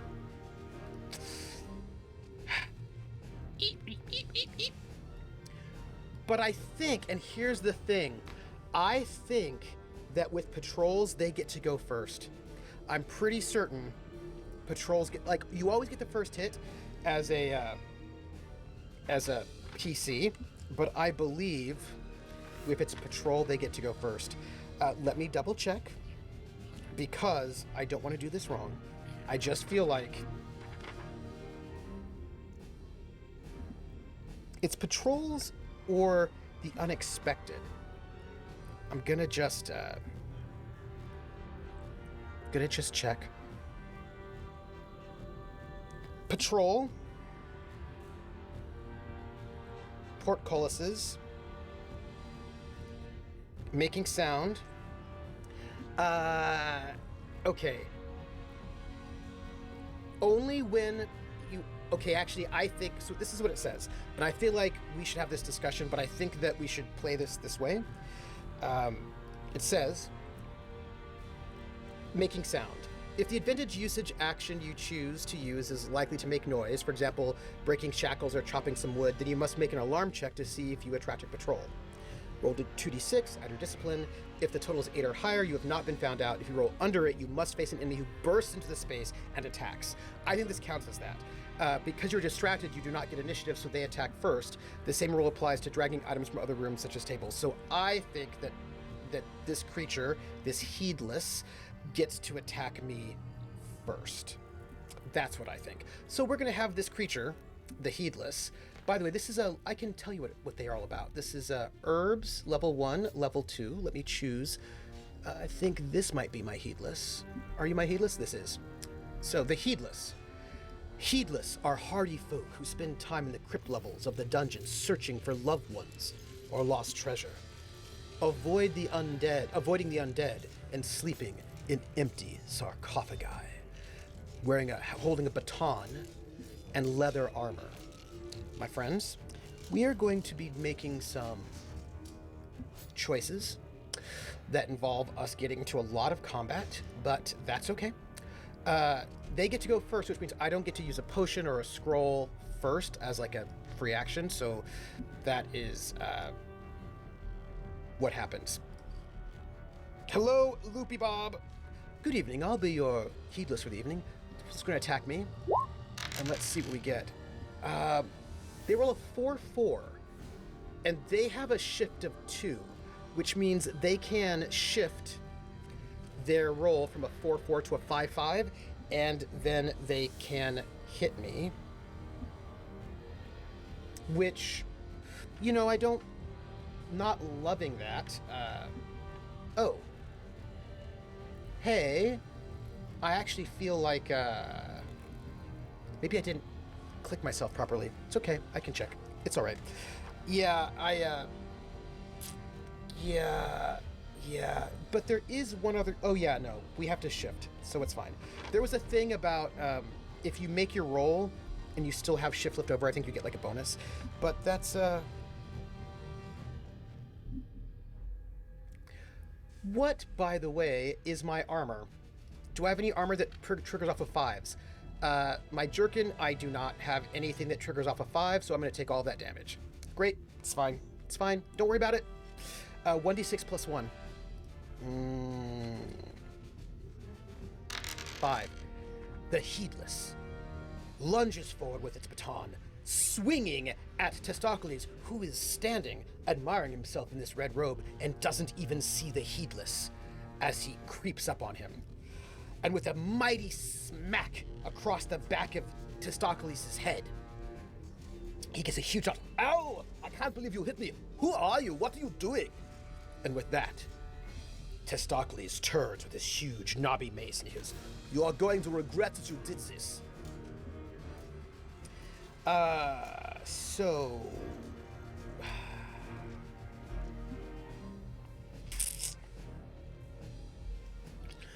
I'm gonna just hit him. I'm gonna just hit him. Just full on hitting, punching, hitting. Hitting, hitting. Hitting.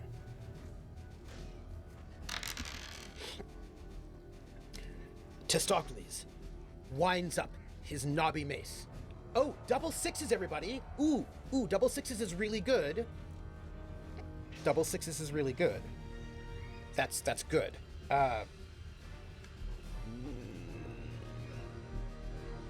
If you roll double six for an attack, you've rolled a prime attack and can select any one of your maneuvers and perform it successfully. So we're going to do that. We're going to take our hey batter, because that's really good. I do appreciate that, and I do not. He does have leather damage though.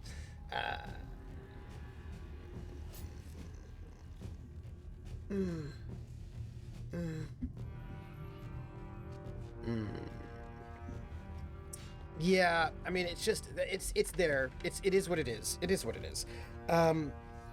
But I believe I should be getting some kind of bonus for this because I did, after all.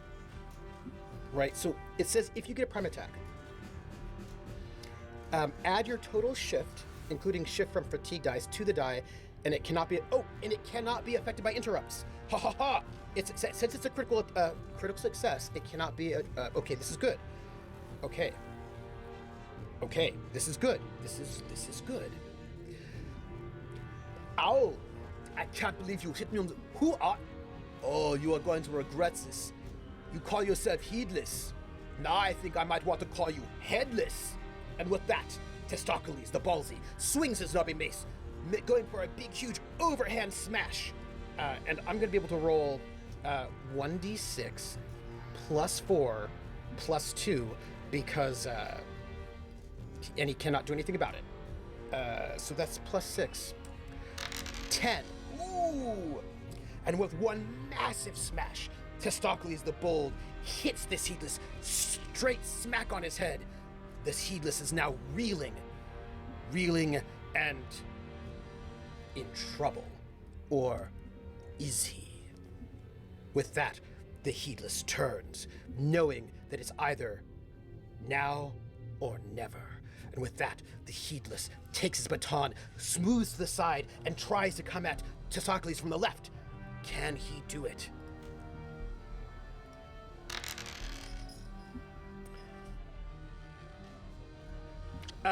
Yes, he can.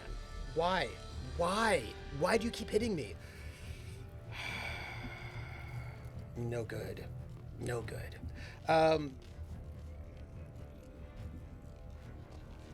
Oh, it's interesting. I feel like, my little token's doing its thing. That's fine. It's fine. Don't worry about it. It's gonna hit me. But, and I don't have any armor. It's cool. It's cool. Cool. Don't worry about it. Don't worry about it. Don't worry about it. Don't worry about it. Don't worry about it. 4 points of damage.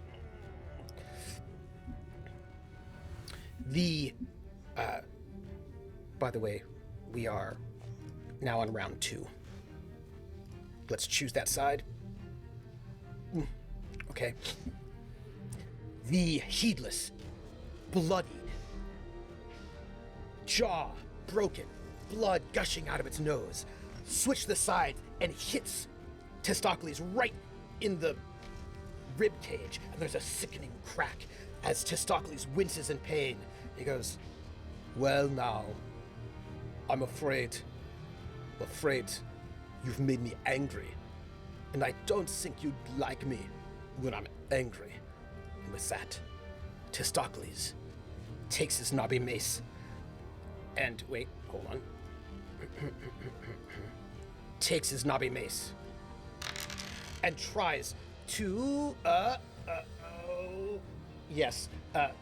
tries to move to the side, move to the left, move around the heedless.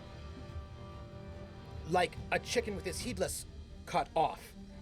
And with that, he makes a quick sweep and hits him straight, because I can turn that 5-3 into a 6-4, which will be enough, because I have a shift of 2, so that should be enough to do it, which will give me a 1d6 plus 2 damage, which, by the way, I will take 7. Boom.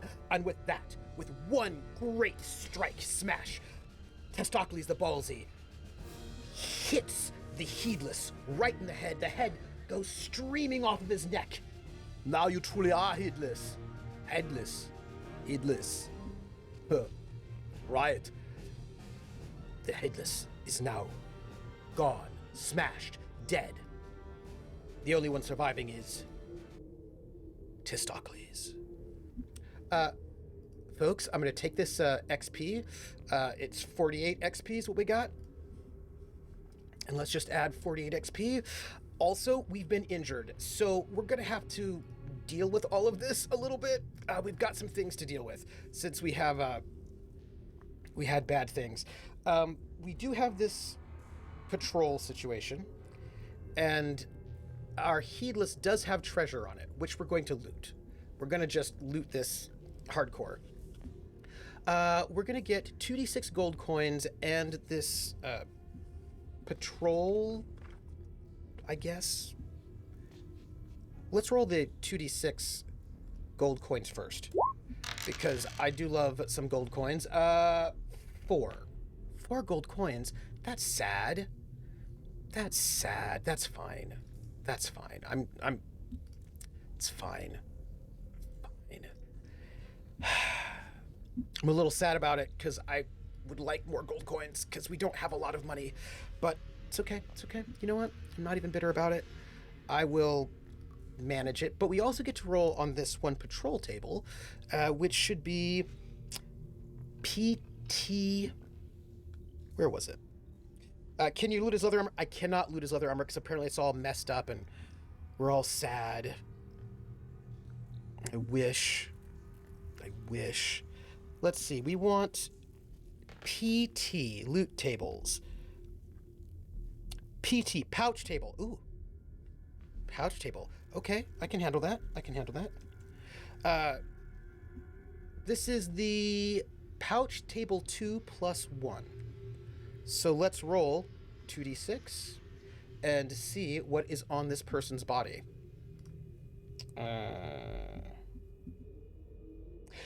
Oh, you know what?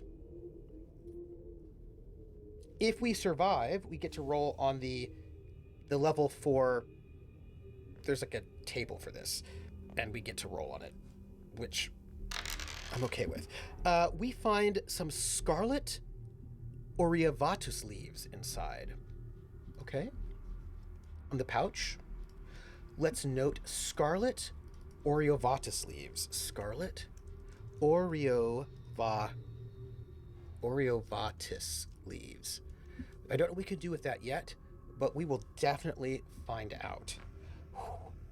Okay. It says here, how would you interpret this? It says, if you check a sarcophagus, roll on the sarcophagus loot table, and then for every one you check face patrol. If you survive, roll on L4P. Do we think that's at the very end of all of our sarcophagi? I think so. Don't you think so? I think so. I think that sounds to me like you roll on the L4P table, which is like the level 4 awesome table at the very end. That's what I think so too. But Testaklees, quite wounded now, realizes that he can't just push onward like so. It is time for him to take a potion.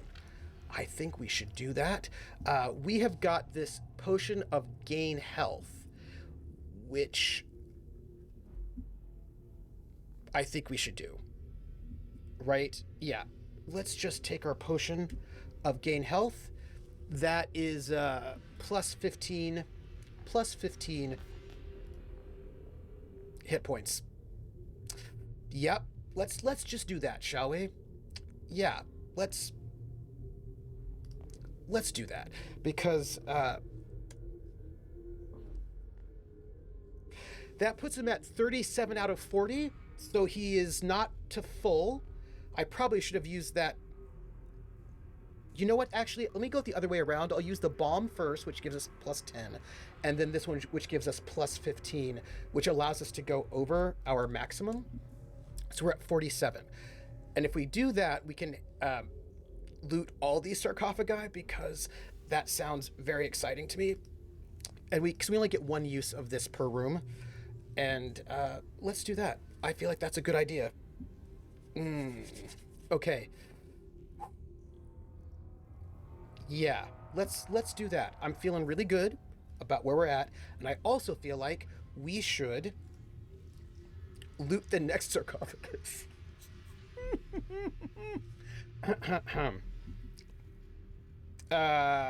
Which is sarcophagus loot table, which was what, page 30? Yes. Page 30 for our sarcophagus loot table. Okay. Let's search the next. I realize that we're being really bad, that we're looting the dead, but these are bad guys, so I think it's okay. You know what I mean? Like, I think it's fine, because these are bad guys, so I feel like it's okay. A 6. Testaklees the Ballsy presses and pushes, making quite a bit of racket as he moves the lid off of the second sarcophagus. Inside, he sees a small box, and inside of the small box, which is seated at the head of the sarcophagus, are some dankoma stems. Okay. Some dankoma stems. All right, I'm gonna take that. We're gonna have to really honestly make some cool alchemical stuff. As he loots the small box and takes these dankoma stems. Not as he's distracted by going through, in probably a very disrespectful way, the sarcophagus. The next thing he knows, bursting through the door, is another heedless. Why do you do this to me? It's fine. It's fine. You know what? It's fine. It's fine. We get another one of these guys. Hey, how you doing? And he gets to go first. It's okay. I will be able to handle it. I'll be able to handle it. It's not that big of a deal. Probably. Open character sheet. Heavy mace, armor. All that looks really good. But, okay. He gets to go first. It's fine. He's going to attack me. There's something wrong with my token. It's not doing my things, but it's fine. 4-6, he can do it. He can hit me. Dang it. It's fine. It's fine. I will let him go first. Yeah. Okay. And I have no defense against that whatsoever. But it's only 2 points of damage. That's fine. And I have I'm over-healthed right now. I'm over-healthed, and I am going to hurt him in return. Ooh, no. I roll a 2 and a 1. Oh, actually, no. I've got a shift to 2. I can do it. I can move myself up into the 3 down to a 2, and the 1 up to the 2 up to a 3, the 1 up to a 2. That's 2 shift. I can hit a batter. He is going to soak some of that damage, unfortunately for me, but that's okay. Testaklees going through the sarcophagus. Here's, again, somebody coming from the channel. He turns. It is another one of these guys. And he goes, You again. I just killed your friend. Why are you here? We'll just make this plus 2. With that, he swings his knobby mace. The Heedless smiles an evil smile, taking a good amount of damage, but not down or out by any means. And the Heedless spins and to turn against Testaklees, and he smiles with an evil grin, and he says, "You may have killed my brother, but you shan't kill me." And with that, the Heedless strides forward with his baton, swinging through the air, and misses Testaklees by a country mile. And now it is Testaklees' turn to turn the tables on the Heedless. And Testaklees says, "You should heed me now and believe me later, because at this point in time, you're in trouble, and I'm going to pump you full of knobby mace." And with that, Testaklees swings the mace. I rolled a 5 and a 6, and I've got 2 shift, and I can turn the 5 into nope. Can't. And with that, Testaklees swings the knobby mace, and he's certain he will destroy this Heedless. But this Heedless, unlike the one before, is much trixier. And this Heedless slides to the left and goes, "Ha ha ha ha! You're just a dumb barbarian. You're no hero, and you will die here. And I will feast upon your bones, because not only a Heedless, I'm also a cannibal. You know how it is." And by the way, we are now turning up we're now at 3. And the Heedless returns, spinning, about to face our Testaklees. Will our Heedless harm Testaklees? The answer is no. And as the Heedless bounds at Testaklees, Testaklees goes, "No, wait, sorry. You have 1 moment, I have to have my protein shake." And Testaklees pulls out a small protein shake, eats it, goes, "I feel much better. All right, what were you doing? Oh, you missed. Haha. Well, now it's my turn." And with that, Testaklees winds up his knobby mace. Nope. And comes in low, but the Heedless leaps over the knobby mace with an amazing backflip and says, "Heh, I'm so embarrassed for you. You, I'm afraid, have met your match. Now, you shall die." We have just hit level 4. Although actually, it's not, we don't go to 4 yet because he has to go. It's fine. When we reach 4, we get +1 shift, which actually, it was a surprise round first, so we should be there. So everybody gets an extra shift. When let's just choose this side. There we go. Here, look, so you can see it a little bit. There you go. Let me move out.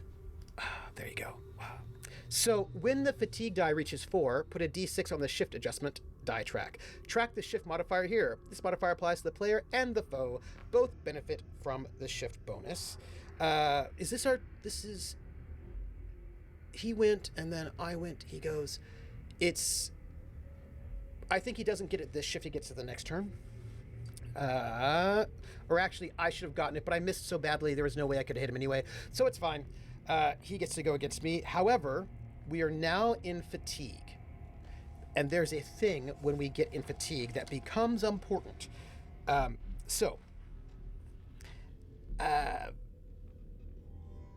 It's a timer, the fatigue die. It gives us more shifts so we can hit more often.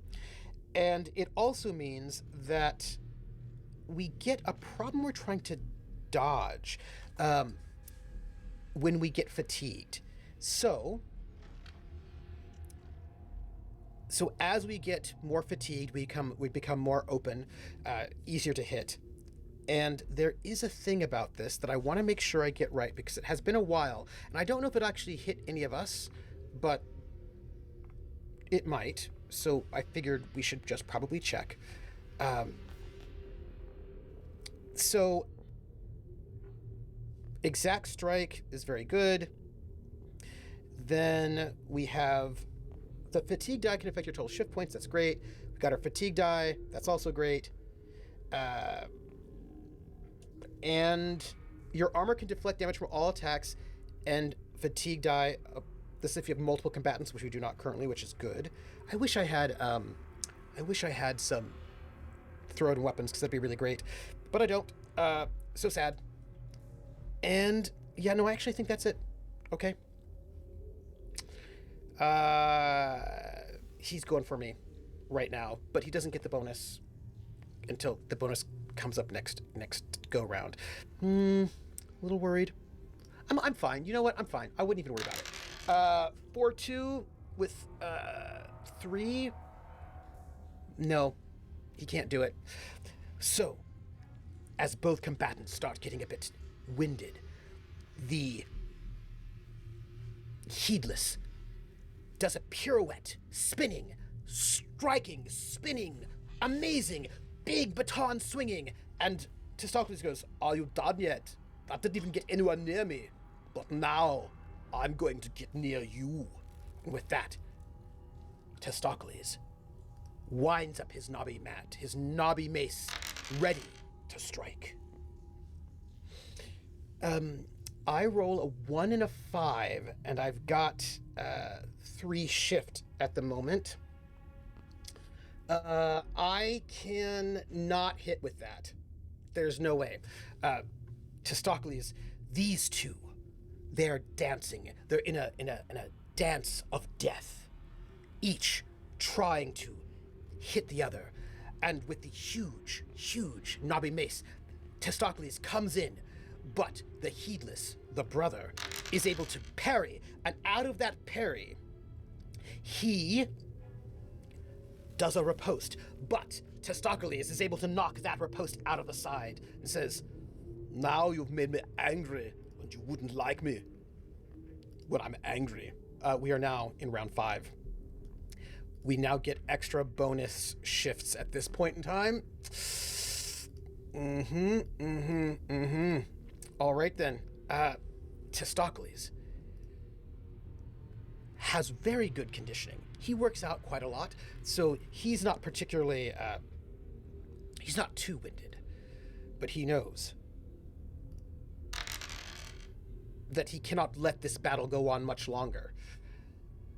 And he is, I'm gonna take this,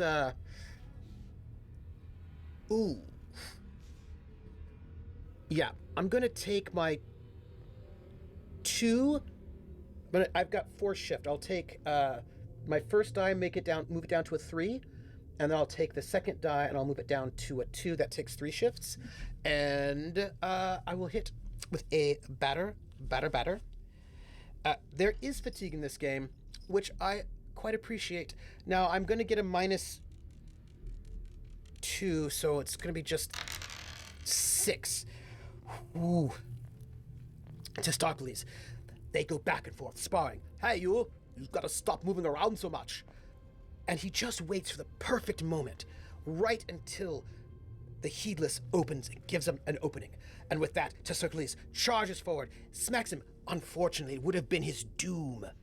But the Heedless has very good leather armor, and that leather armor stays true, keeping the Heedless up just a little while longer. And the Heedless, now bleeding, breathing heavy, says, "I'm not out yet. I can still beat you. I can still destroy you." And with that, the Heedless seems to stagger. And Testaklees goes, are you all right?"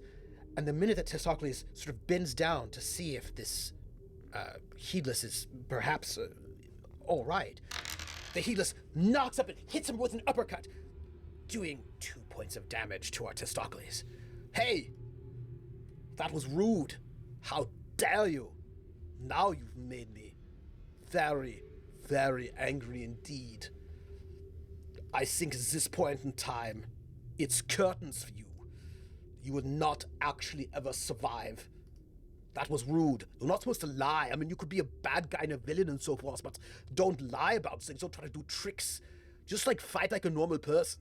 Well, and with that, Testaklees rolls a 3-2, which, by the way, is an exact hit, which means I hit my number without having to use any shifts. And an exact hit, an exact strike, means I get to add my shift points to the damage total, which means I will be rolling 1d6 plus 5 plus another 4 is plus 9. So he's dead. I don't have to roll for it. Killed him. Just dead. Dead. Boom. Dead. Testaklees goes, I can't believe you tricked me like that. Hey, look over there. And the minute the Heedless looks, there Testaklees takes his huge, knobby-headed mace, and he swings low, clips the legs of this Heedless until the Heedless goes whoosh, falls flat on his back, and then with that, Testaklees looms over him and strikes down.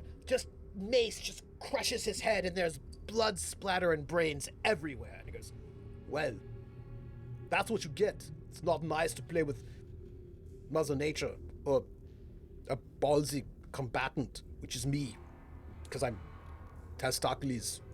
It's a ballsy. Right. And with that, let us roll our treasure, our loot for this particular Heedless. We're gonna get some gold, 7 gold, which I'm feeling pretty good about, and on our pouch table 2, which I'm gonna tell you what I'm gonna tell you what what's the word? 23, by the way, for the pouch table. Don't let me forget. 23 for the pouch table. And we're going to get 7 more gold. Let's just add that to here. So that's 11. And then we need to look at the pouch table 2, which will be plus 1, an 8. Ooh. As Testaklees rifles through the body of this second Heedless, he finds a lockpick, 2 lockpicks, and some Malacco leaves. This, by the way, is really good. I am very excited for 2 plus 2 lockpicks, which I'm really happy about that. Lockpick plus 2, and there are 2 of them. And we also got some Malacco leaves, which I believe we can use for things like healing potions. So, good times. Well, not bad at all. But I wouldn't be a dungeon delver if I didn't see what was in this crypt over here, in this sarcophagus. I mean, I feel like we just, that Heedless was in the second sarcophagus. Let us find out what is in this sarcophagus. It could be something very fun and exciting. I'm feeling quite good about everything. So why not? You said it was page 30 for this sarcophagus room. Let's do that then. You know, just like find out what's there. Let's roll the 2d6. Find out what's in this sarcophagus, everybody.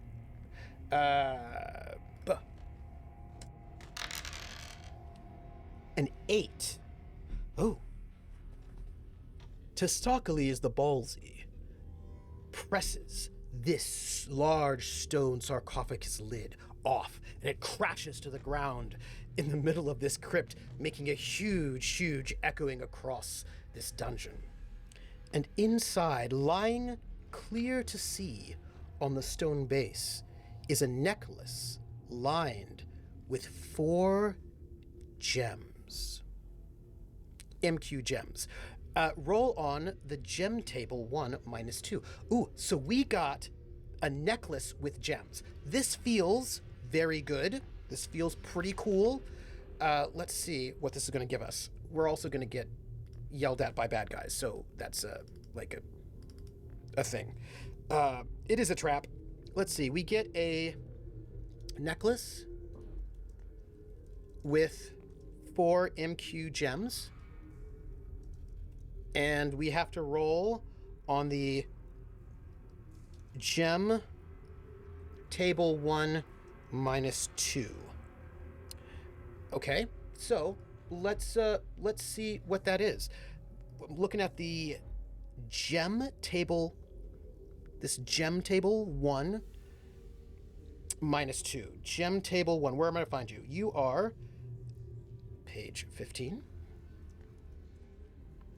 Gem table 1 minus 2.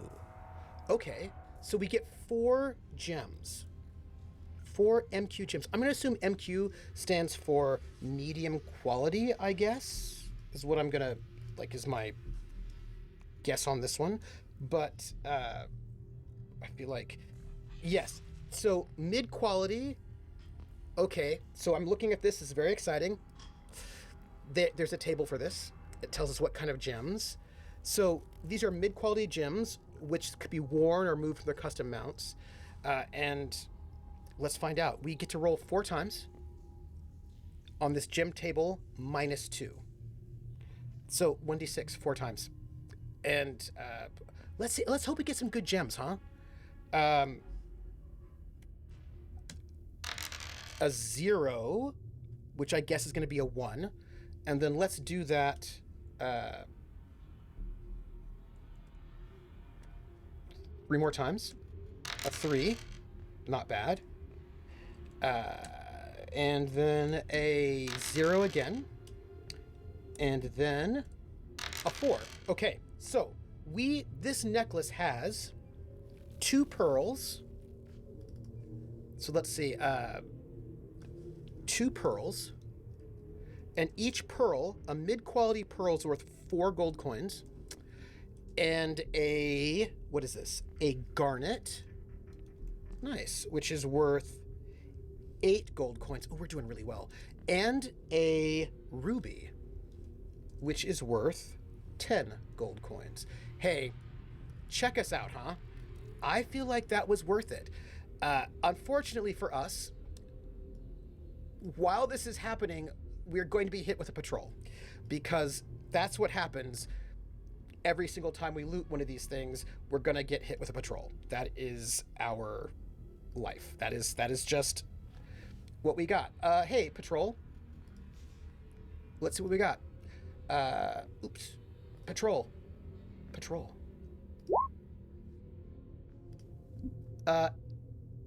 We got an under troll. That sounds great, huh? Right? An under troll? That doesn't sound bad. That sounds... I believe an under troll is a level 4 creature. It is. Yeah, sure. Okay. Yeah, no, it does sound bad, doesn't it? It does sound bad. Yeah, let's go put that skirmish music on, because I feel like this might not be great. And they get to go first. Okay, so, just in case, let's just get our sides ready again. Yeah, okay, sure. Yeah, sure. And let's, choose. Save your game before the fight. I wish I could. So the under troll. Okay, Testaklees, having pushed the head of the sarcophagus, finds this beautiful necklace with 4 encrusted jewels, 2 pearls, a garnet, a ruby. And as Testaklees holds this gem up in the dim light of the dungeon and thinks, I've had a good day so far today. And with that, he hears the tinkling of the chains behind him, and he thinks to himself, could that be another heedless? No, it wouldn't happen 3 times in a row. And before he knows it, a large, dangerous under troll shows up. And I believe, cancel, I think I might have written down the description here. Let me see, open the character sheet. Yes. When the dungeon was being made, a number of ancient under trolls were discovered and trapped. Later, these angry creatures escaped into the lower levels and now hunt for fresh meat. And this creature says, You are fresh meat. And with that, the super creepy, terrible, awful under troll with 40 hit points gets to strike first. And,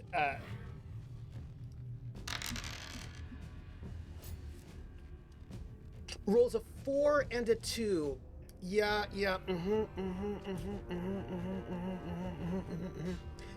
A 4 and a 2, with he has 2 shifts, can shift that 4 and a 2 down to a 2 and a 2, which, by the way, he will do. I do have a staff of something, but the problem is he got to interrupt me. Because it's a patrol, he gets to go first. If I got to go first, then I could do all that good stuff. But I keep getting surprised. So that's not great. So this under troll goes, "Whoa!" and pulls out his mighty fist and smashes it down upon Testaklees. That said, I would like to point out that I do actually have some armor, and maybe my armor will help me. This is it does not help me. Wait, my jerkin will help me with that.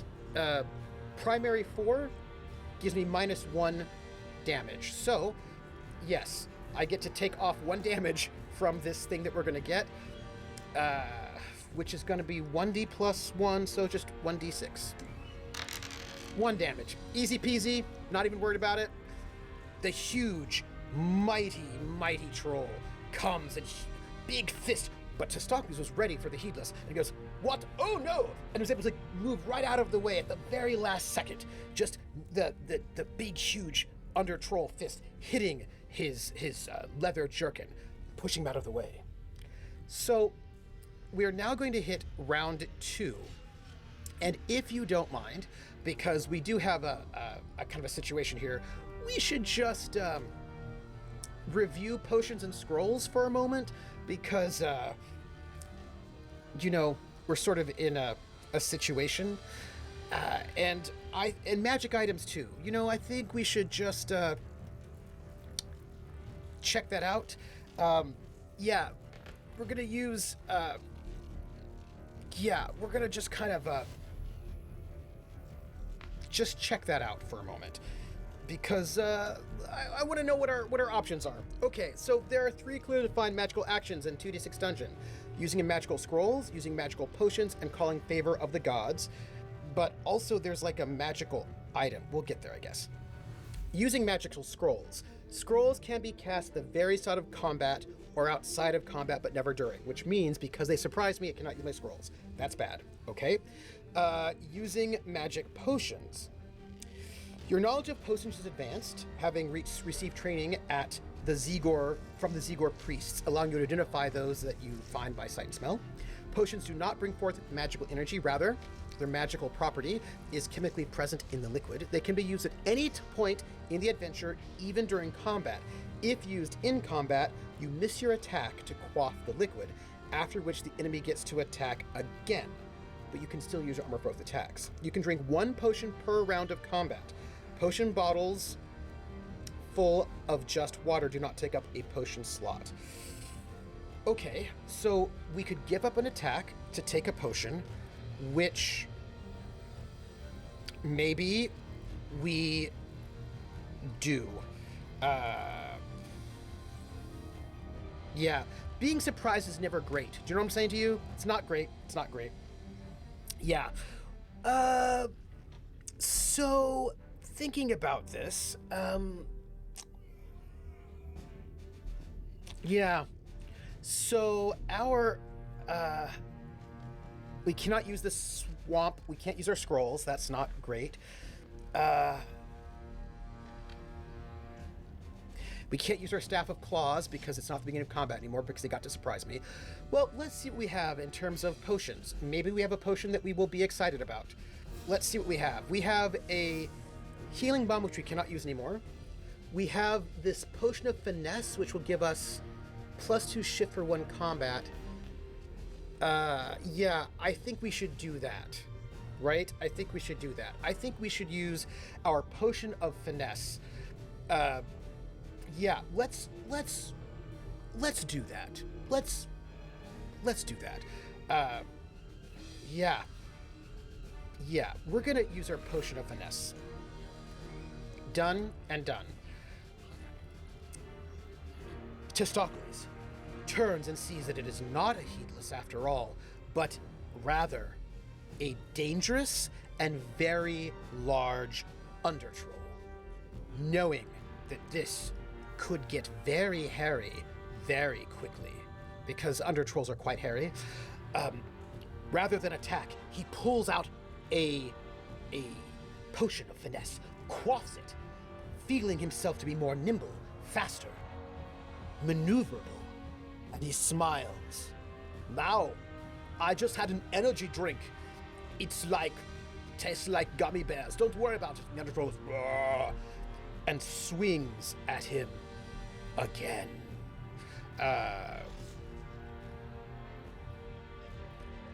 Yeah. Okay. Sure. Here we go. Don't do it. A 4 to 6. Ooh, 4 to 6. He only has a shift of 2, so he can take the secondary 5 up to a 6, but he doesn't have enough. He doesn't have enough. The undertroll rips up breaks off a piece of the lid of the sarcophagus and flings it at Testaklees, who shifts to the side. Ha! You'll have to go and try better. You have to use better trolls on me, you undertroll. I'm not very good at it. You haven't even doxed me yet. And with that, we are now in round 3, I believe. Yes, we are. Okay, this is getting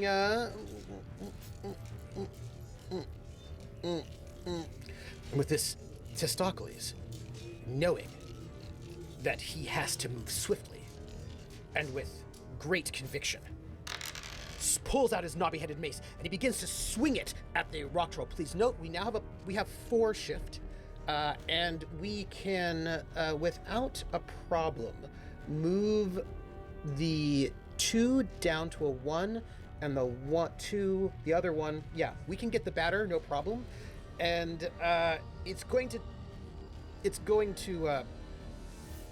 it'll be fine. It has a heavy hide, but we're going to be able to nonetheless smack it for 5.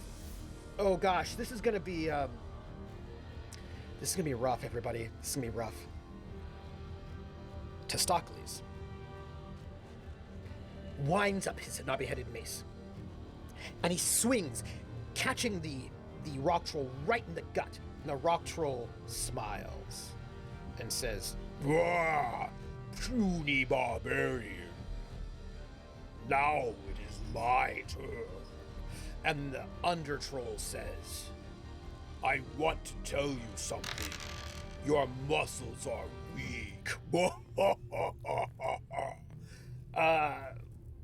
This undertroll cannot hit it. Rolled a 6-2, and that 6-2 can turn that 2 into a 4, which is a miss. By the way, that rock throw has a special ability on it, which says, I lose 1 large carried item, by the way, if it hits me with that rock throw. So we'll have to think about that if we get there. We are now in round 4. And you know what that means. That means everybody gets 1 more shift as the fatigue starts hitting us. Fatigue. Our hero, Testaklees, sees the danger as this rock troll, this undertroll, starts ripping up parts of the very stone of the crypt to throw at him and fling at him. And he's like, "Ha! Maybe you should stop flapping your gums on your girly muscles and start flapping, I don't know, something else instead. And with that, Testaklees, I can get, what can I get? I can get I've got 2 extra, so I've got 5 shift total. I can shift my primary die, the red, from a 3 to a 4, and then I have 4 more left, which means I can shift that down to batter, which is better damage for me. And I can do that damage, and we were going to see, let's hope we can get something good out of that. I need to roll better. Testaklees moves a little bit to the right, and then swings, and he hits him right in the gut again. Oof, says the big undertroll. Ha! Puny barbarian thinks that you can defeat me. I will tell you something. I know your IPS address. Ha ha ha ha! And with that, the undertroll attacks. And, yeah, can hit the rock throw, everybody. The undertroll picks up one more piece of the sarcophagus lid and throws it right at Testaklees. And hits. I don't believe Testaklees has armor on he does, right? That's a 6-5. Does his armor help with that? Hey Testaklees, what you got? Male coif. Yes, so he gets -2 damage. He will be able to reduce this damage by 2, which I feel pretty good about. But it is, however, he's going to lose. He's going to lose. He takes no damage. I'll see you, Max Rider.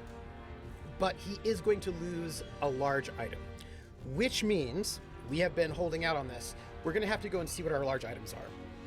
Necklace, pearl, long robe, scroll. You know what we're going to do? We are going to see. You can carry up to 10 large or heavy items.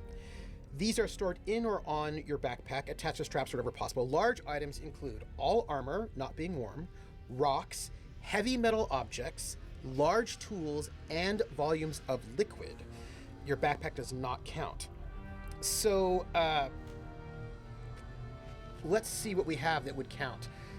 I think we have had this discussion, and let's see what we have. So, all armor not being worn, rocks, heavy metal objects, large tools, and volumes of liquid. Let's settle ourselves up, shall we? Snapped sword blade doesn't feel to me like it's a large object. We're gonna discuss this, our friends. We're gonna have this discussion. Snapped sword blade. Let's take all of our stuff and let's put it onto our character sheet, shall we? I feel like it is time for us to do that and then decide what goes where. Okay, everybody. Let's go and do the right thing, shall we? Oh my goodness. All right. We're going to have this discussion, all of us together, and we're going to decide what goes where and what counts as a large and heavy item for us. And then we're going to deal with that, shall we? All right. So, these leaves, spines, and petals, mushrooms, none of that, that's all fine. We'll just put those stems there. That's fine. These leaves, these leaves will go over here as well. That's fine. More leaves, they'll go over there as well. That's fine as well. We'll just put our money over here for the moment because that's also clearly not going to be heavy. Right? So that's fine because we're going to have to roll for this one, right? And it's going to be our life. All right, our lock picks are going to be fine as well. All right, let's discuss this, shall we? Flint and steel, no. Pouches, no. Wax sealing kit, no. Large backpack, no. Pommel the dagger, no. I don't think that would count as heavy metal, right? A pommel of a dagger. We're going to discuss this. Handful of nails, no. Lockpicks, no. Pouch of tea leaves, I'd say no. Explosive marbles, that's exciting, but I'm going to say no. Gold amulet, no. Lockpicks, no. None of that seems like they're heavy items. Acorns, no. A horn, no. Black feather cup, no. Empty potion vial, no. Bandages, no. Ring of transformation, I don't think so. Rat tails, I don't think so. Staff of claws, I'm gonna say yes. Right? That feels like it's a large item. A staff of claws. So let's put this here. I don't like it. Don't like it. But I feel like it is large. Don't you think so? It's a staff. Staffs are large.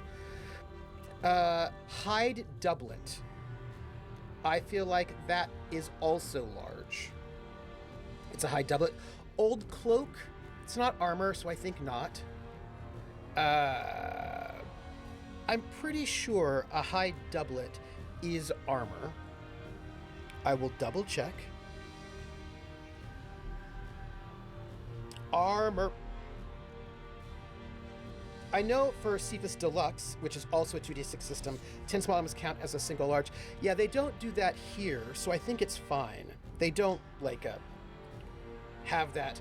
Cephas is a traveler, which is very cool. It's like the what do you call this? A hide doublet. Yep. Okay, it's starting armor. It certainly does count, but cloaks don't. So that's fine.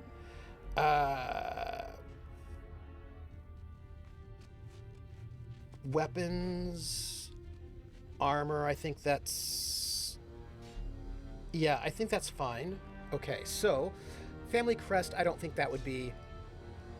Do you think the old cloak is a large or heavy item? I'm thinking it's iffy. Ponder it. Trinket box, glass orb, no. Sticks of charcoal, no. Gold bands, no. Long red robe, we have to think about that. Necklace, no. Scroll of swamp lung, no. But that should go into our scroll spot, because we can only carry, that's all we have in terms of scrolls. We can't carry any more scrolls. Yeah, so this is what we have to ponder. I do not think the snapped off sword blade would count as a large item because it's snapped off. I think that if we joined it together, then maybe. The question is whether or not we think the old cloak and the long red robe count as large items, large or heavy items. I think that cloaks are heavy, and I think that robes are heavy. So that's what I think. Right? That makes sense. So we are going to have to roll a d6 and lose one of our items.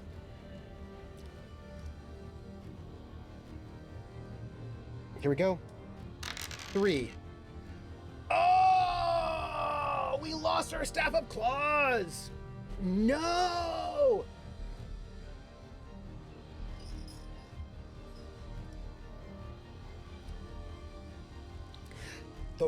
The under troll. Ah, puny human, I know your IPS address. And your IPS address is this. And he throws the sarcophagus lid that flies across the room. And Testaklees is able to, just move in such a way that it doesn't take any damage. The brunt of the impact hits the magical staff that he had. And this staff of claws, so amazing, so beautiful, breaks. Its magic diffused. I'm gonna tell you that is so sad.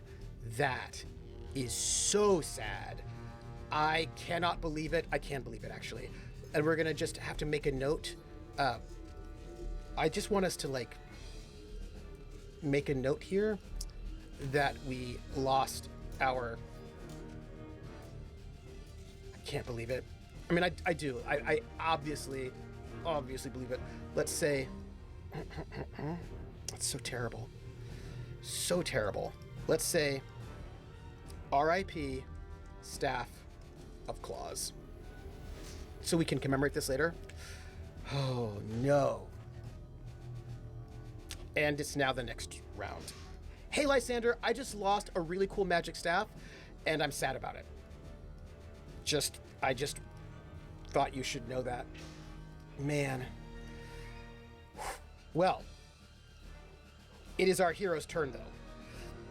And with that, our hero, Testaklees, seeing his beautiful staff crushed under the weight of the sarcophagus lid, says, "You'll be sorry you messed with me." And with that, I roll a 2-2. Okay. Which I can easily turn into a 3-2 because I've got the shift for it. He moves, charging, full of anger, and he says, "I'm going to get some kind of VPN, and when I get this VPN, you won't be able to troll me anymore." And with that, I get a +3 here. 7, not bad. He hits this under troll as hard as he can, right in the gut. The under troll laughs and goes, "When do you know? When will you realize that you cannot hit me in the gut? I have drunk so many beers and had so many Cheetos and so many Jolt Colas in the basement. Nothing can harm me, but I can harm you." And with that, the under troll, the under troll picks up another piece of the sarcophagus lid and flings it at Testaklees. Oh man, he's gonna ruin my life. It's fine. 1d3 -2. No damage. However, I will lose another item. Man, 1d5. We're gonna lose number 5. Oh my gosh. And as this under troll keeps flinging masonry and stonework every which way, Testaklees does whatever he can to avoid being hit. And as this big piece of sarcophagus lid comes flying at him, he's like just scoots right out of the way. Unfortunately, it rips right through this beautiful, beautiful red robe that he just got off of a dead body just 5 seconds earlier, destroying it, shredding it, ripping it to pieces. Testaklees turns to him and says, "That was my red robe. I like having nice things. Now you're in trouble." And with that, we reach the 6th round of this combat. The shifts are mighty. This is why we can't keep nice loot. And with this, I am so excited. By that, I mean, I don't know if I'm excited. All right, a 1 and a 2. I mean, I can shift into it. It's no problem. I really need I need like a critical success. That's really what I need right now. But that's okay. 7.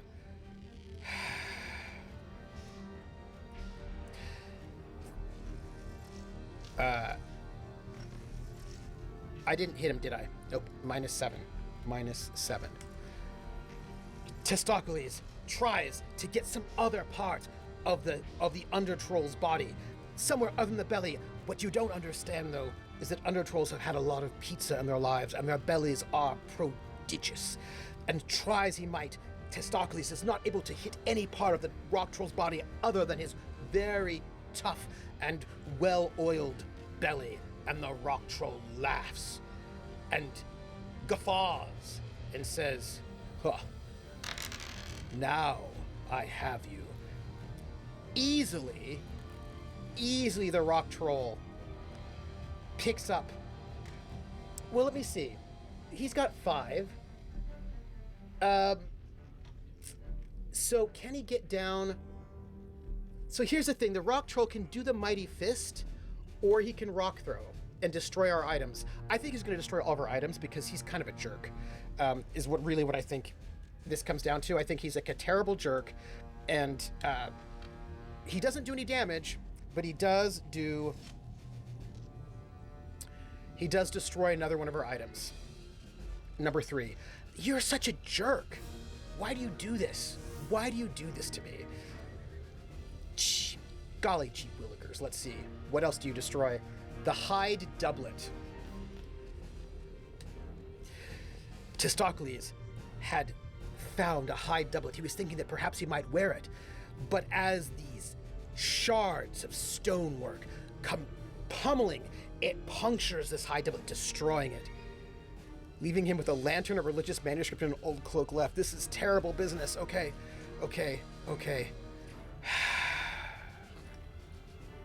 Everybody, we gotta.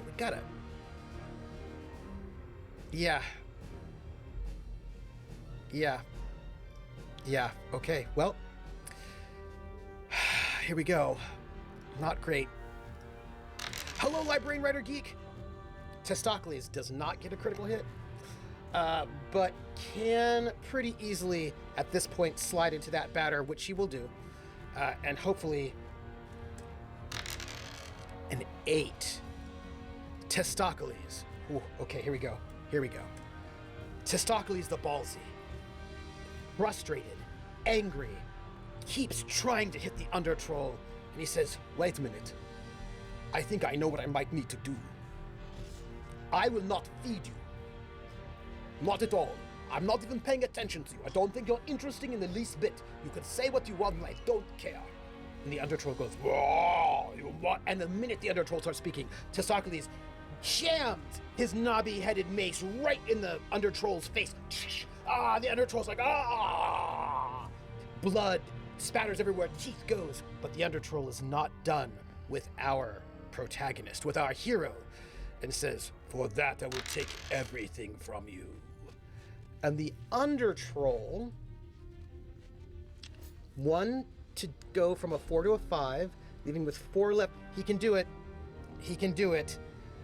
He is going to destroy more of our protagonist's equipment. Does no damage to him, but will destroy number 3 of our large equipment, which is the old cloak, leaving him only with the lantern and the religious manuscript. This is terrible. Testaklees knows, as the old cloak, he's just able to hold up the last minute to stop, like, the damage coming towards him. He's losing all the things that he's been holding dear, that he's been trying to gather in this place. He has to finish this troll, and he has to finish the troll now. A 4 and a 6. I've got what? 5, 6, 7. I'm pretty sure that's 4. Yeah, absolutely. Batter up. No problem. 5. Not enough. He comes at the troll, and now the muscles are aching. The lactic acid is building up. Both the under troll and Testaklees are winded. They can barely move, but Testaklees will not give up. "I will not give up," is what he says. And he swings the mace one more time, and it connects. And it connects hard.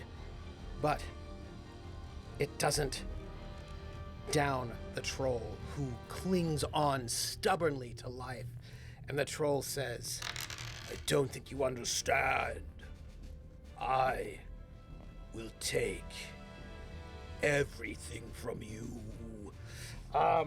We spend 1 to take that 5 up to a 6, and that still gives us enough to destroy another item from Testaklees, which we're gonna have to do right now.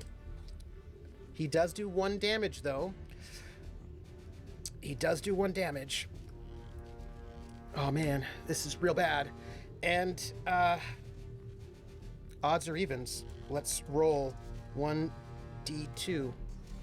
Oops. Roll 1d2. 2, which is the religious manuscript.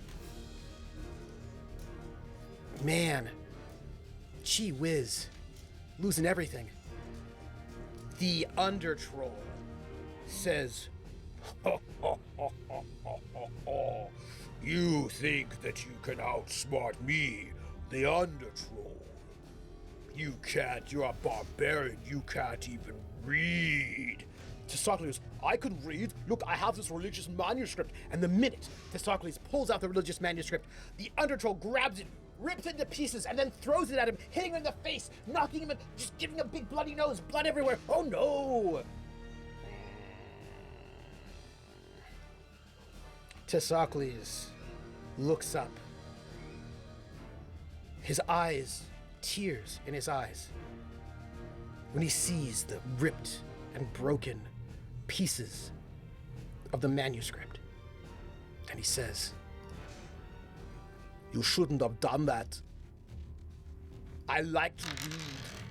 And with that, he gets an exact hit,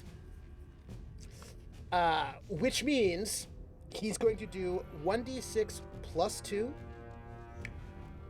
plus 4, plus 3. So plus 9, which means he automatically kills this troll. Let me think how he does it. He says, You destroyed my book. I don't think you understand what reading means to me. I watch the reading rainbow all the time, which is like a reading rainbow is like a troop of bards. And they would tell me stories as a small child. And I read the books, and this religious manuscript was going to be my everything. And you destroyed it. And now, you troll, I will destroy you. You keep saying you know my ISP. Well, I want you to know that I know your ISP. Mr. International says poop on you. and with that, Testaklees the Ballsy pulls out that knobby-headed mace and gives that other troll a drubbing, smashing him to pieces, cracking his head open, and there's blood and trolls and insults and emotes everywhere. And with that, Testaklees kills the undertroll. Hello, Ro. We kill the undertroll. I just would like to point out for the record that we did, and I feel good about it. Oh, wait, hold on. That undertroll's worth 250 XP, which I think that we should immediately take, because, you know, that's 250, right? Let me plus 250 XP. We're not there yet, but we just got 250 XP, and our undertroll has some treasure. We get to roll on the treasure table 1 and 2, which is it's our loot table. It's our bag table. Bag table 1 and 2. Bag table 1 plus 3 and bag table 2 plus 3. So I think we should find out what we get, because this troll took all of our stuff. It was rude.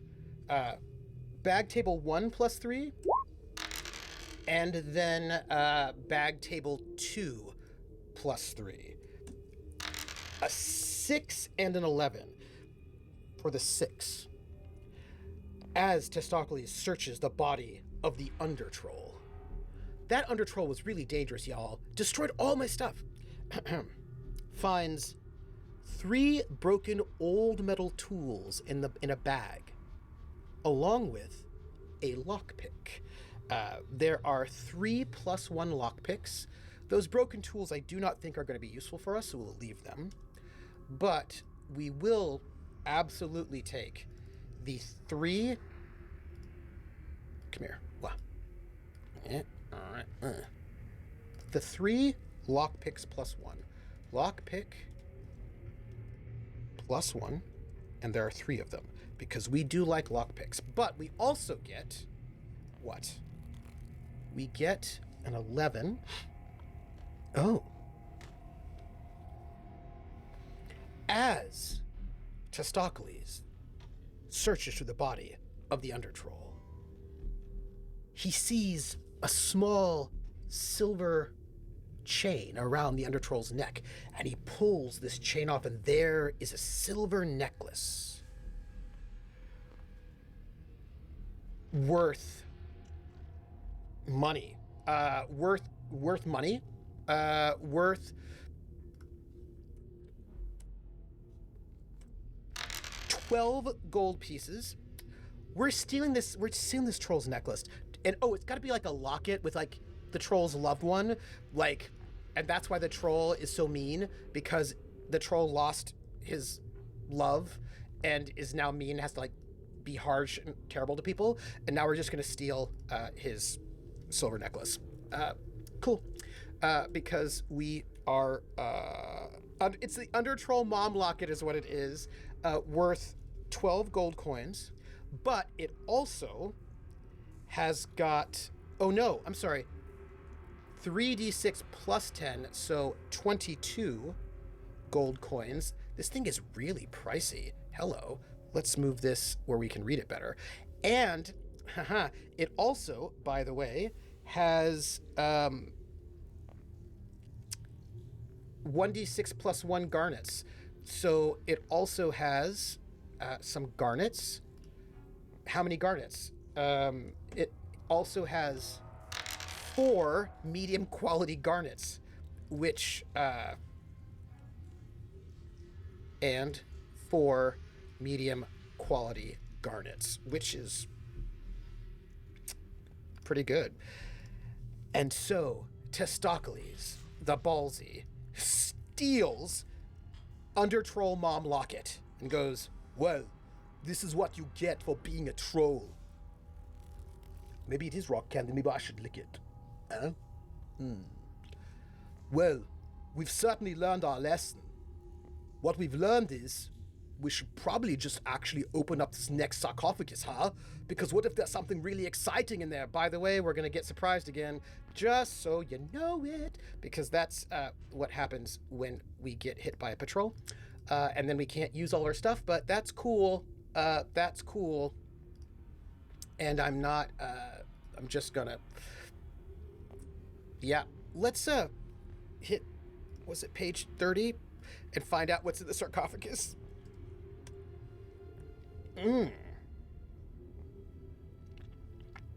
I should maybe try to chew it. So we're gonna find out what's on our sarcophagus loot table for the, look, we are looting. Is that bad? No, it is not bad. It's great. An 8. Another necklace, my friend. We're going to take another necklace. Why? Because, hey, I don't mean to be weird about this, but we are grave robbing. I just, yeah, that's all. We're just grave robbing, and I feel like, you're me cosplaying Mr. T? Do it. Do it. I pity the fool. So we have, we found this necklace, and this necklace has got 4 gems. And let's roll that gem table. That's a 1d6. It's like 1d6 minus 1, and we roll it 4 times. Yep. So a 5. Oh, sorry. Minus 2. So that'll be a 4. A 4 of 4. Oh, 1, basically. And a 2, which I believe was a, I don't remember that off the top of my head. I know the 1 is a pearl, and gems. 4 is a ruby. So a ruby, a pearl, and a sapphire is what we got. I'm gonna just ruby, 2, pearl, and sapphire, and we can write down what that's worth later. Is what we can do, because we are going to steal it. Rissa says, to quote my character from one of the Horror or Express side quests, it's okay, they're heretics. Yeah, I think that's probably true. And as we go and loot this body, we are going to be surprised by some sort of creature, because that's what happens. That's what happens. I really want that as a button. An amorotic shows up. An amorotic is a level what? A level 2? It is. This shows up, but what is it? Do I have a description? Yes. Okay. Blinded and insane, the amorotic have a heightened sense of hearing. Guided by Nevazator, they wander down to the crypt levels to avoid the persecution of domain guards. This is a level 2. It's got a sonic block. I feel like I probably could handle this, right? But unfortunately, they do get to surprise me because I'm being distracted by looting. This is what happens when you are super loot heavy. You get, in trouble. But what is your shift? 1? Can't hit me. It's fine. No way. Not hitting me, because it's a little weak and I'm not too mad. So as this creature, this semblance of a man, comes forth, creeping, and tries to attack Testaklees. Testaklees goes, "What? I'm so sorry. There's no way that someone like you should try better next time." And with that, Testaklees spins, takes his big knobby-headed mace out, haha, and swings it at this creature to give it a mighty drubbing, which I will do. Does it have any defenses for a 6 or a 4? It does. It has a sonic block, -1, but that's fine. I'm fine with that. Testaklees turns, spinning with his mace, grabs this fellow, hits him right in the knees, and you can hear a sickening crunch as just ligaments get ripped and torn. And Testaklees says, "Ha! You're never going to play soccer again. I've destroyed your ACL and also your meniscus. Just like meniscus for biscuits." And as Testaklees ponders what exactly he's saying, he sort of moves this way as the amorotic lunges at him and just whoosh, wisps right to the side. And Testaklees goes, "Were you trying to attack me? That's so embarrassing. You are after all just like a girly man with your girly muscles. You don't even have any muscles. I'm afraid I'm going to have to, pump you up. And by pump you up, I mean destroy you." And with that, I only have a 2. Nope. And with that, Testaklees, now overconfident, leaps forward through the air, with this, this is the thrill of combat. Testaklees knows that now he can destroy this amorotic with no trouble, and as he leaps through the sky, the amorotic swish, just shifts to the side, and then pulls out a twisted cattle prod and jams it into the side of Testaklees.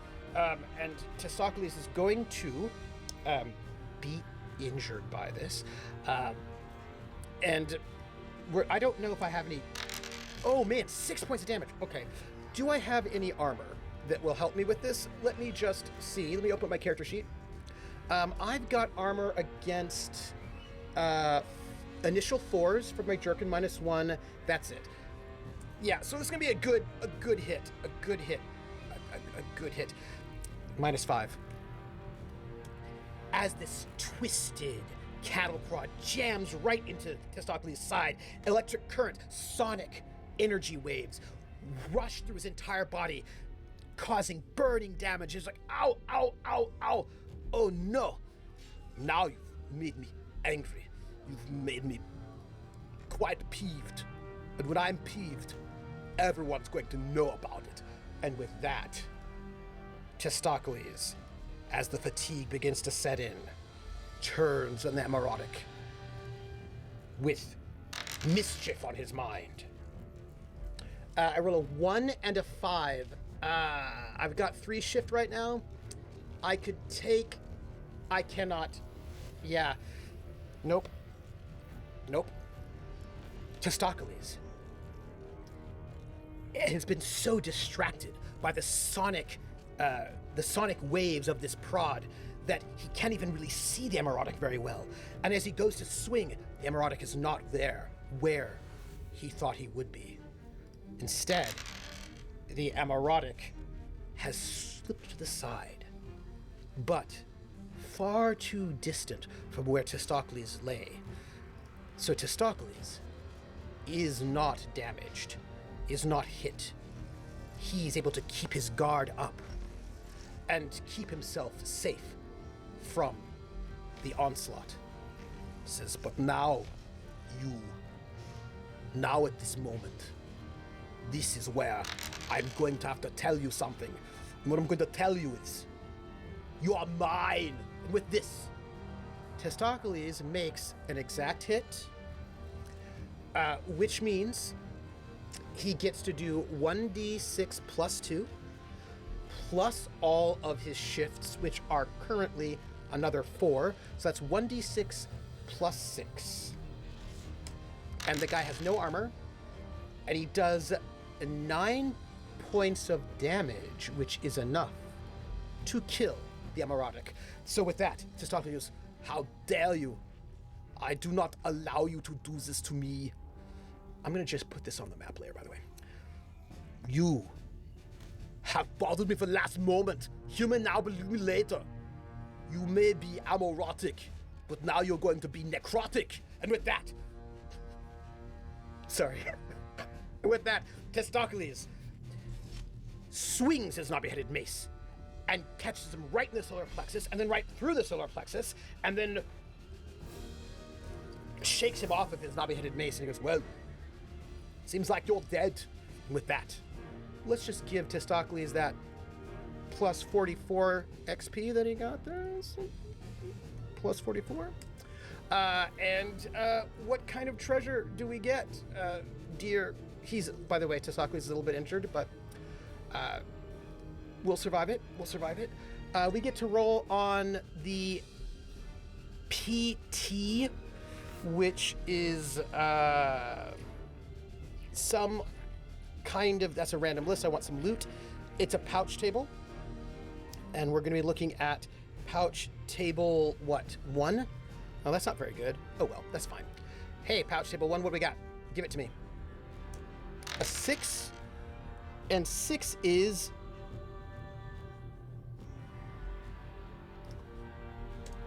two silver coins. It's fine. It's fine. I'm not mad about it. I mean, I am, but, you know.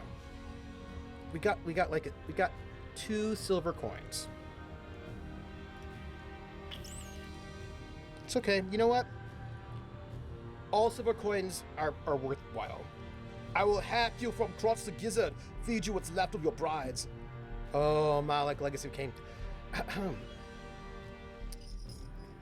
So there, our Testaklees has desecrated 4 out of the 6 tombs and thinks, well, I probably should stop desecrating tombs. It never seems to go well. On the other hand, tomb. And with that, we're gonna do the whole crypt before we close for the night, because we can, and I feel like Testaklees does not respect dead heretics at all. No. So what do we find? A 10. As Testaklees pushes... Oh, we're not in combat. I've got to take my skirmish sounds off. Hold on. But... good. Dungeon sounds. Rolled a 10. I don't think we rolled a 10 before. As he pushes the sarcophagus lid off, he sees inside a small stone statue of Nevazator. If I can correctly make an offering and smash it for 1 favor point. Ooh, okay. Do I have anything that Nevazator would like? Let's find out, shall we? Hey, Nevazator, where are you? Nevazator the Blind favors sticks, cloth, hemp, rope, glass orbs, and sapphire. Nevazator is the lost and the blind, but understands this darkness. He appears as a skinny man. Well, he hasn't appeared yet. So, do I have any sticks, cloth, hemp, rope, glass orbs, or sapphires? I certainly do have glass orbs and sapphires, but I don't need to do that. I just need to make a proper offering. Oh. Actually, I just can just... I don't think I have to... I don't think... Do I? Let's double check. Offerings to the gods are a whole thing. Let's see.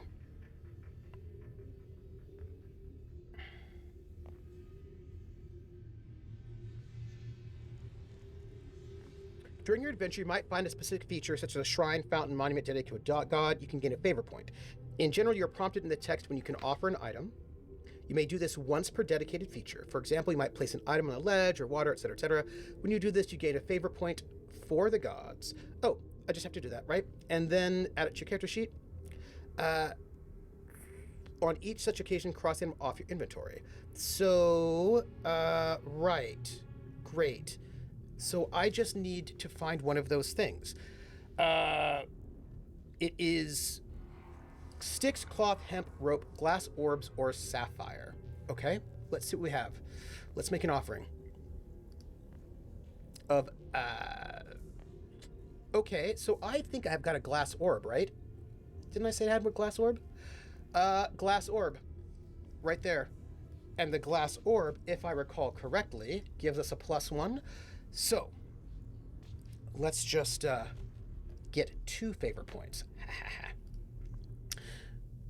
Testaklees the Ballsy, opening up the sarcophagus, sees a statue to Nevazator the Blind. Reflects deeply on this, here in the silence of the crypt, as silence as death. And Testaklees, who is, after all, trying to be respectful of the silence of the dead, takes out this glass orb that he has, and he smashes it loudly against the side of the sarcophagus. And then he takes the statue, and he smashes that loudly against the sarcophagus. And satisfied, he knows that Nevazator is pleased, and he stands there thinking about how pleased he is when he hears behind him and as he turns, an Amorotic, the brother of the first one, with the twisted cattle prod, comes after him to say, my name is Emilio Amorotic. You killed my brother. Prepare to die. And with that, the Amorotic lunges.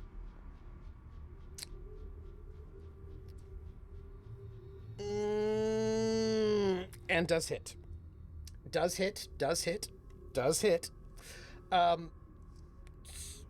hey. My interrupts finally showed up. I don't know why they did this time, but they didn't last time. But they did this time. That's cool. What do I have any good interrupts here? I have one. Just one. Well, all right. I'm gonna just deal with this damage. 3 points of damage.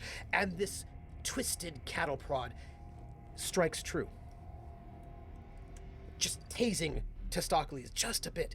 He's still hardy and hale, but he is irritated. And with this sort of frustration on his lips, he goes, I thought I'd killed your... Oh, you're different from your brother. So sorry. You two look alike because you're in a lot of rags and all that, and I didn't realize it was a whole different person, and so sorry, but I can't let this stand. I'm gonna just have to kill you. And with this, Testaklees does indeed attack this Amarotic, and easily he gives him a drubbing. 6-4. Yeah, -1 damage. Oh, so bad. But as Testaklees tries to hit him with the club, with this mace, the Amarotic screams like a banshee, sending off sonic shockwaves that make our Testaklees unsteady on his feet. This Amarotic seems to be perhaps more dangerous than his brother. Smiling and grinning, the Amarotic knows he's got Testaklees on his back heel, and quickly moves to strike him.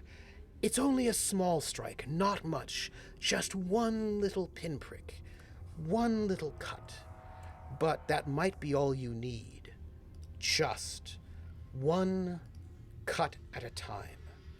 And the Amarotic says, "You are like a mighty tree, large and impressive, but any tree can be felled, piece by piece, cut by cut, little whittle by little whittle." And as the Amarotic whispers these chants to Testaklees, they distract Testaklees so much, the words, that when he tries to swing at the Amarotic, he misses wide, far too wide, and the Amarotic laughs.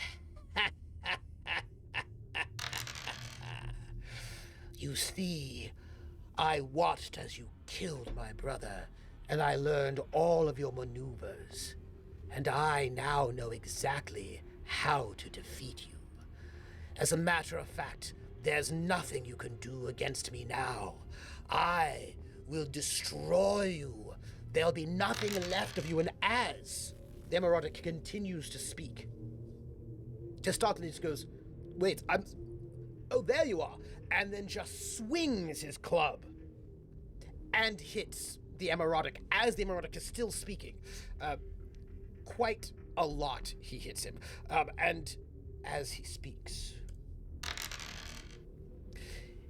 he tries to hit him in the jaw, but he does not hit him in the jaw. Unfortunately, he hits him like in the shoulder, and there's a sickening crunch in the fellow's like collarbone, and he goes, "You may have muscles, but your muscles will do nothing against the power of the twisting prod." And Testaklees just leans back and goes, "Go ahead, try it."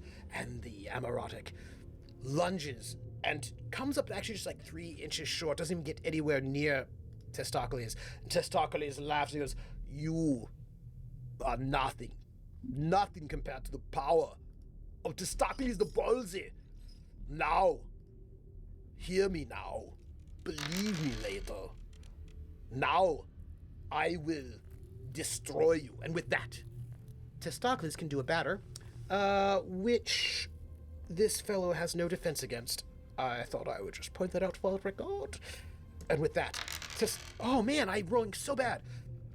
Testaklees winds up for a mighty strike, a strike that will certainly destroy this creature. But this creature goes, gets hit. Why did you have to do that? Now, look there. And the Amarotic, distracting Testaklees, tries to come in for one last blow, and is indeed successful at such. Another little ping, just another little small 1 point of damage. And he goes, I'm going to tell you something. I don't care if you kill me, but after this moment, you will be weakened, so weakened that the next one who attacks you will be your undoing. And as the Amaurotic makes this prophecy, Testaklees the Ballsy reaches out with his hands, grabs him by the neck and goes, I don't care what you have to say, and he snaps his neck and tosses his body aside, killing him and leaving him to die.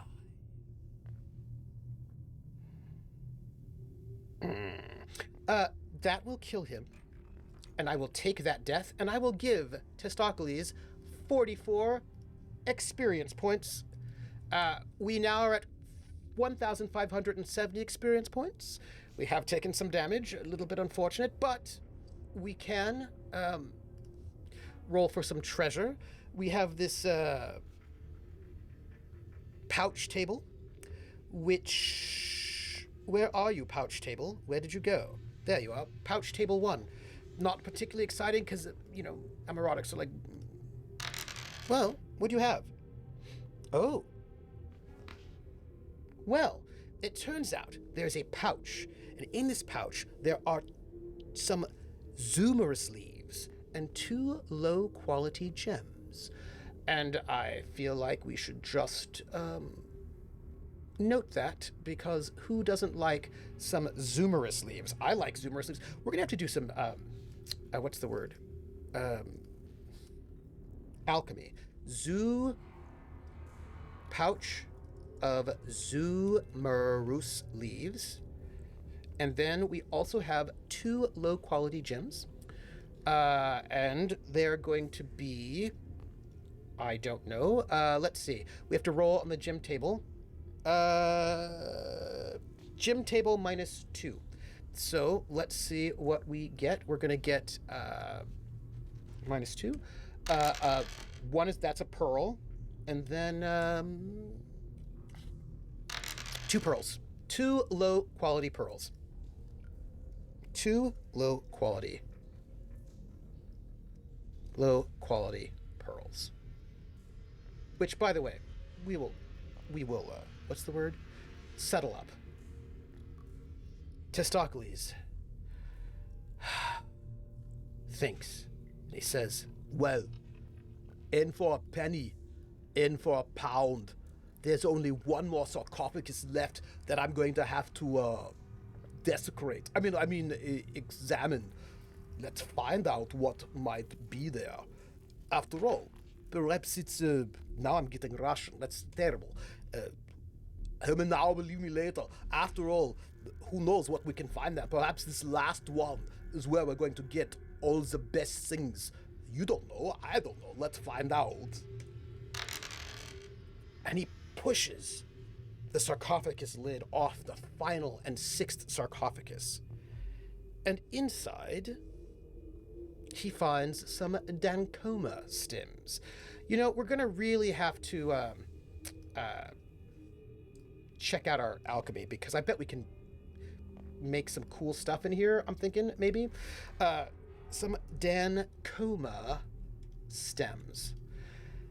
And he goes, huh, alchemy. I would have loved to have like a ham sandwich or something like that. That would have been great. And as he contemplates the ham sandwich that he will not have, the third and final Amaurotic shows up to avenge her brother. And as she steps forward, she says, "You, meathead, you killed my brother, and now I will kill you." And with that, the Amaurotic tries to attack Testaklees the Ballsy, but Testaklees was actually prepared for this. Was like, I knew another one was going to show up one of these days, and I want to let you know this is nothing personal, but I'm going to just have to kill you now. and with that, Testaklees is able to swing out with the knob to strike the emerotic. But this emerotic is tricky, slippery, not so easy to attack, and smiles, and she says, I see my brothers have been wearing you down piece by piece, bit by bit, and soon, and now. And Testaklees, no, I'm just going to have to kill you. This is all that's going to happen right now. Don't even worry about it. There's no need to have a big discussion about it. I'm just going to have to, like, just destroy you in this, like, terrible way. And Testaklees pulls out the baseball club maneuver, and with a mighty swing, hits the emerotic in the elbow, crushing her weapon arm. And as she howls, she says, you will pay for what you've done. But as she tries to hit him with the twisting prod, she can't. Her elbow is too damaged. Far too damaged. And he smiles. He says, well, I hate to do this to you, but, it's kind of what I have to do. And with that, he swings. Overhand smash. Crushes her right in the neck. Surely she is now dead. There is nothing left of her. And as he turns, thinking that it was a good day, that he has defeated his foe, she rises up. She wasn't dead after all, and she lunges at him, missing. And as she comes towards Testaklees, he swings around. Full hips in there, really getting right, like really swinging from his core, and crushes her windpipe, sternum, all of her lungs, and her hips in one great smash. well, I imagine that was all in a good day's work. Huh. Well then, I wonder what's on this one's body. Let me find out. And with that, he rifles through her body. And he finds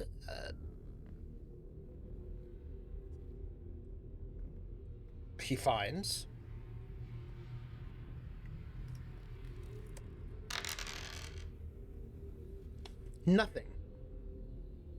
He finds nothing.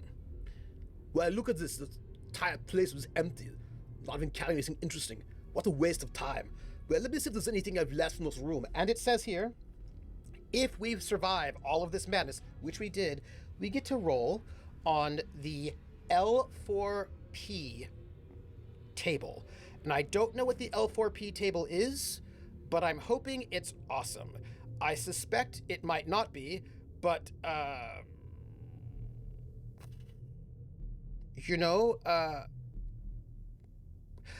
mean, I hope it's a good table. I mean, I don't know if it is or not, but I would really be excited if it were the L4P table were a good one. L4P. Oh no. Yeah, no, that's what we've been doing. We don't get anything else besides that. The L4P is the patrol table, so that was it. He looks around. The carnage of all of those beings that he killed. Dead. Destroyed. Carnage. And as he looks, he thinks, what is good? To crush your foes, to drive them before you, and to hear the lamentations of the women. This is what is good. And so, with this, I know So I'm pleasing all of those on the surface. And soon, I will cleanse this dungeon of all that is bad and terrible. And with this, Testaklees the Ballsy decides it is time for him to move on deeper into this dungeon. But my friends, that is where we're going to roll up this moment.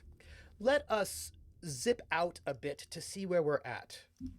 We took some pages out, that's fine. So we have, this is our level 4 dungeon. It's a 30 by 30. We started here. Oh, hold on.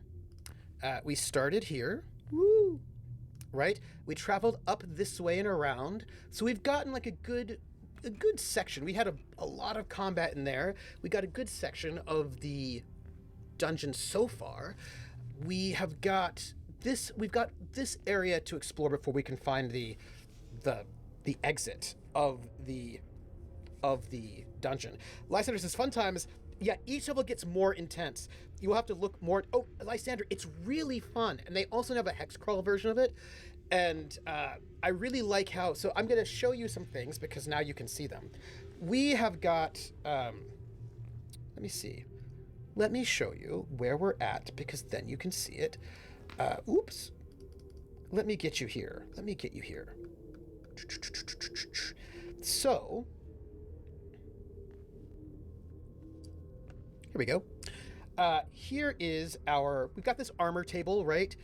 We have got like what are we wearing? We are wearing a male coif, I think. Here, Testaklees, what are you wearing? We're wearing a male coif, metal bracers, and a jerkin. So what you can see let me zoom in really close. You can see how this works. It's very cool. So we have we have this leather jerkin, right? And this leather jerkin has, if the primary roll that is rolled against you is a 4, then you get to take 1 damage off the die roll, which is pretty good. We have that. So if somebody rolls against us and they get a 4 in their first die, we get to take off 1 damage. We also have metal bracers, which will take off damage on either a 3, either the first or the second die. That's -2 damage, which is great. And we have the male coif, which will take off damage on either a 6 on the first die or a 4 on the second. 2 damage, which is really great. But those things are kind of expensive. If you notice, when you start looking at really great armor down here, like full plate costs 650 gold pieces, which we do not have, but it will take off 4 damage on either 5s or 4s on the first die or 3s and 2s on the second, right? So like that procs like on a number of things. So right now I've put together some armor. I'd like to get better armor than we currently have. That would be great. Like I could get like a shield would be nice. That could add to my damage. So what you want to do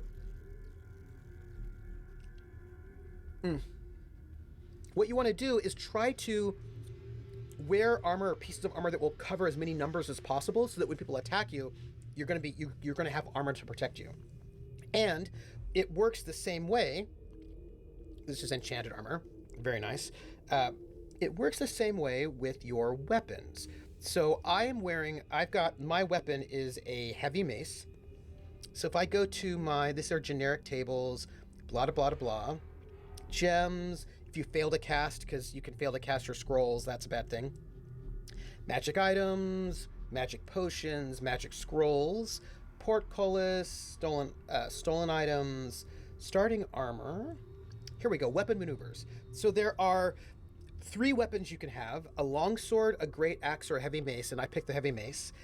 And you get to have a certain number of maneuvers. I currently, at my level, have 2 maneuvers, and you can choose which maneuvers you would like to have. So and each one of them gives you different numbers, right? So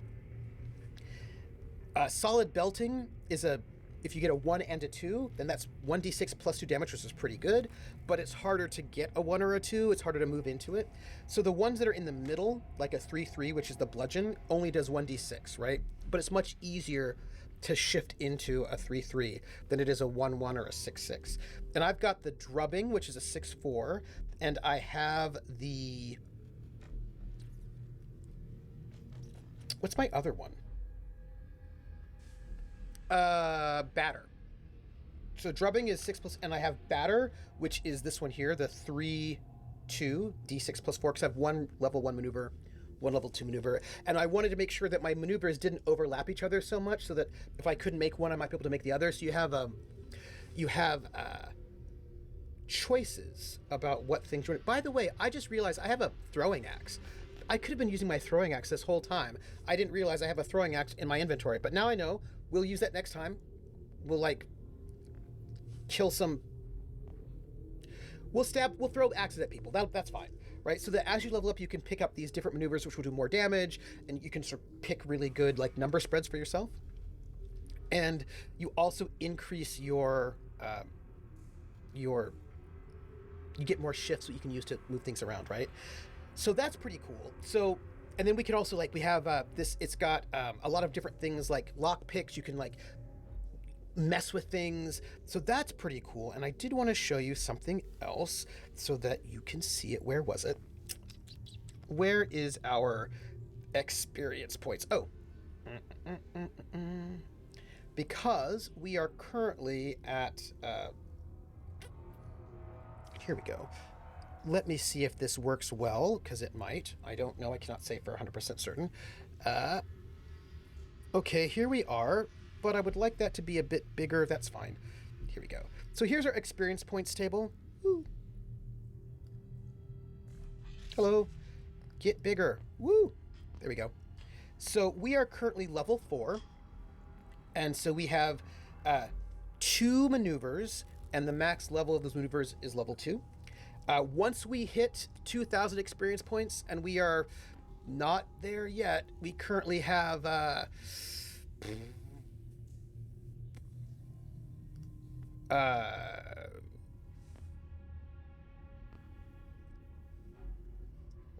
hold on, I've got to zoom in over here. Woo.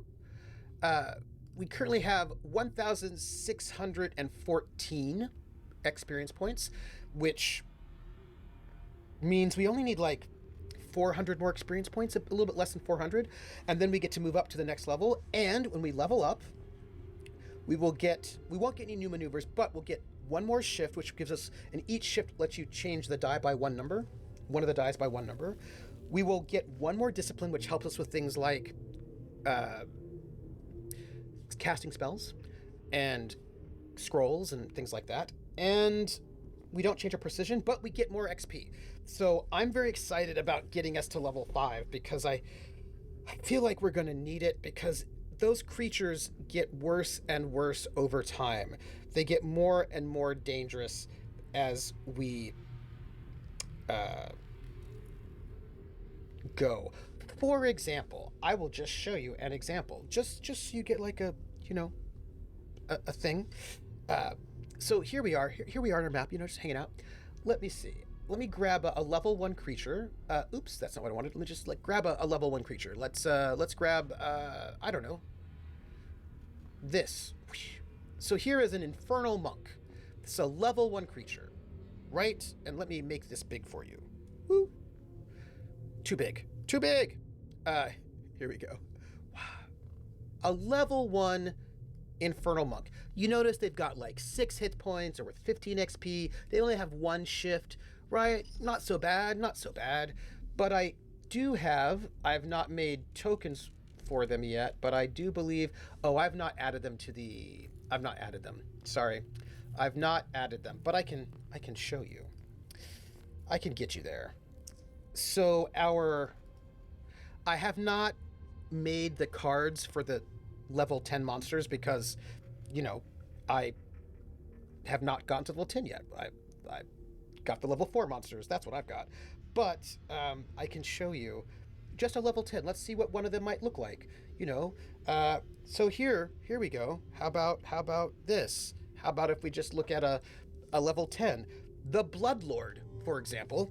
The Bloodlord, if you see right there, here, let me even zoom in so you can just see how exciting this Bloodlord is. Hey, Bloodlord, how are you doing? The Bloodlord has 100 HP.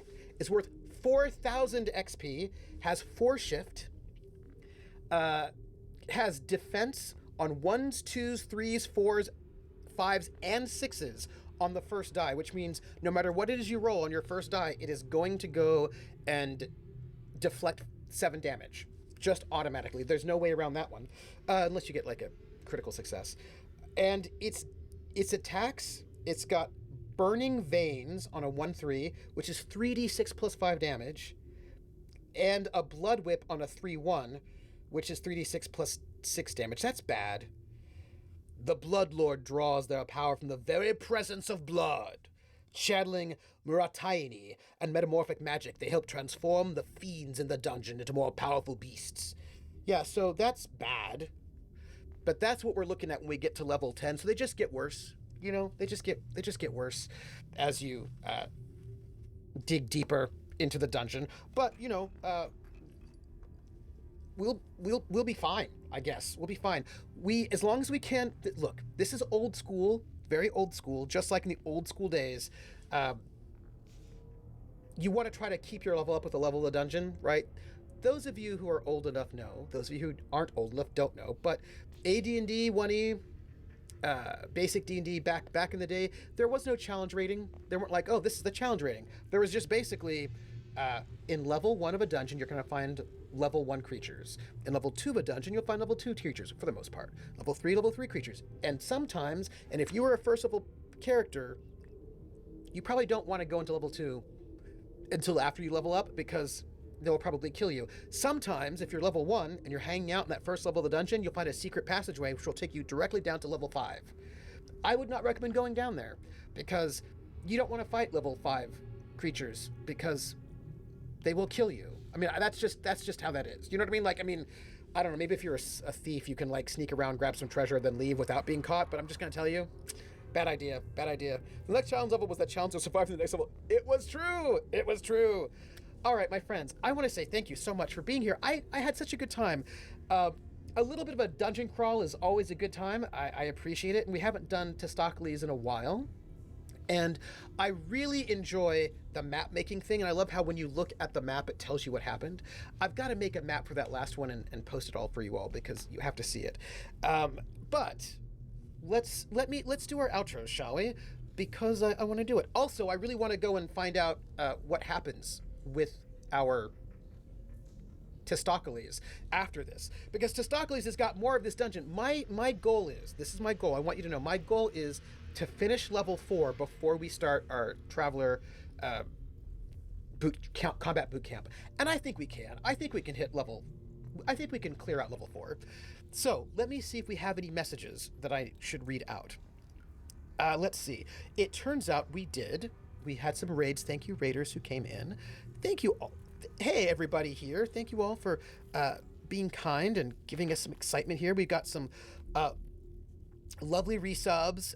We got 70 bits from Pope World Build. Pope World Build is amazing and wonderful, and I love him. That's what you all need to know about Pope. So thank you so much, Pope. And thank you for the gift subs, and thanks for the raids. Everything you'd go, I'm going to channel right into the cast for the full cast excitements.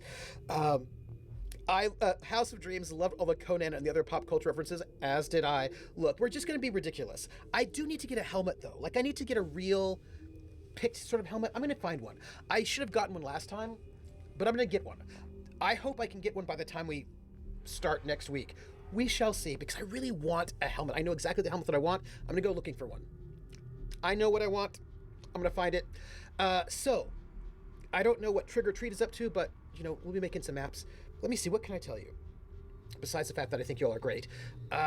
Tomorrow at noon, you can find me here playing Hitman. We're going to play some Hitman. We've not finished killing that guy in the training mission. We've got a couple more ways to kill him. I think we need to poison his drink. And yeah, I think we've just got a couple more ways to kill him. I think we need to explode him with a bomb too. Nonetheless, we're going to go kill this guy in our training mission, and then we'll probably move on to the final test. That'll be fun. And then on Sunday at 3 p.m. Eastern over at House of Dreams, and you've seen House of Dreams right here in chat, you should join us for a 4-shot of Wanderhome called A Season's Oath. And Wanderhome is it's a cozy pastoral game of friendly animals wandering around and making friends and healing the land. And it's very, very wholesome. So if you're looking for a wholesome game where people are going to go and make the world a better place and they're fluffy animals, come and visit us there. And that's also going to be for charity and for Black Girls Rock, and it's for Black History Month, and it's going to be really great times, so you should come and join us. And then you can find me on Thursday at 6 p.m. Eastern for more Disco Elysium, where we got to take care of some bad people. That's what we got to do. But since it is Friday, we're going to do a raid. We're going to raid and see who is up and who we can give love to, because I do love spreading love around. Let us see who is up, around, and exciting that we might know. Let's see. Who is around? Is Other Doc up? Oh, if Other Doc is up, then we are 100% going to raid Other Doc, because I also love Other Doc. So, yeah, we're going to go and raid Other Doc. Everybody, the raid's going to go up after the credits are done, but this is our raid command. That's Roid, not raid. I wrote Roid, not raid, which makes sense because I'm Testaklees right now, and Testaklees might have been a little roided up, so that is our raid command. Give love to Other Doc once our credits are up, and thank you so much for being here. I'm so glad to be back, and I will catch all of you all on the flip side, or as Testaklees might say, I will catch you later. Believe me now, see me later. We'll go and do and it's a pump. That's right, it's a pumping up all the time.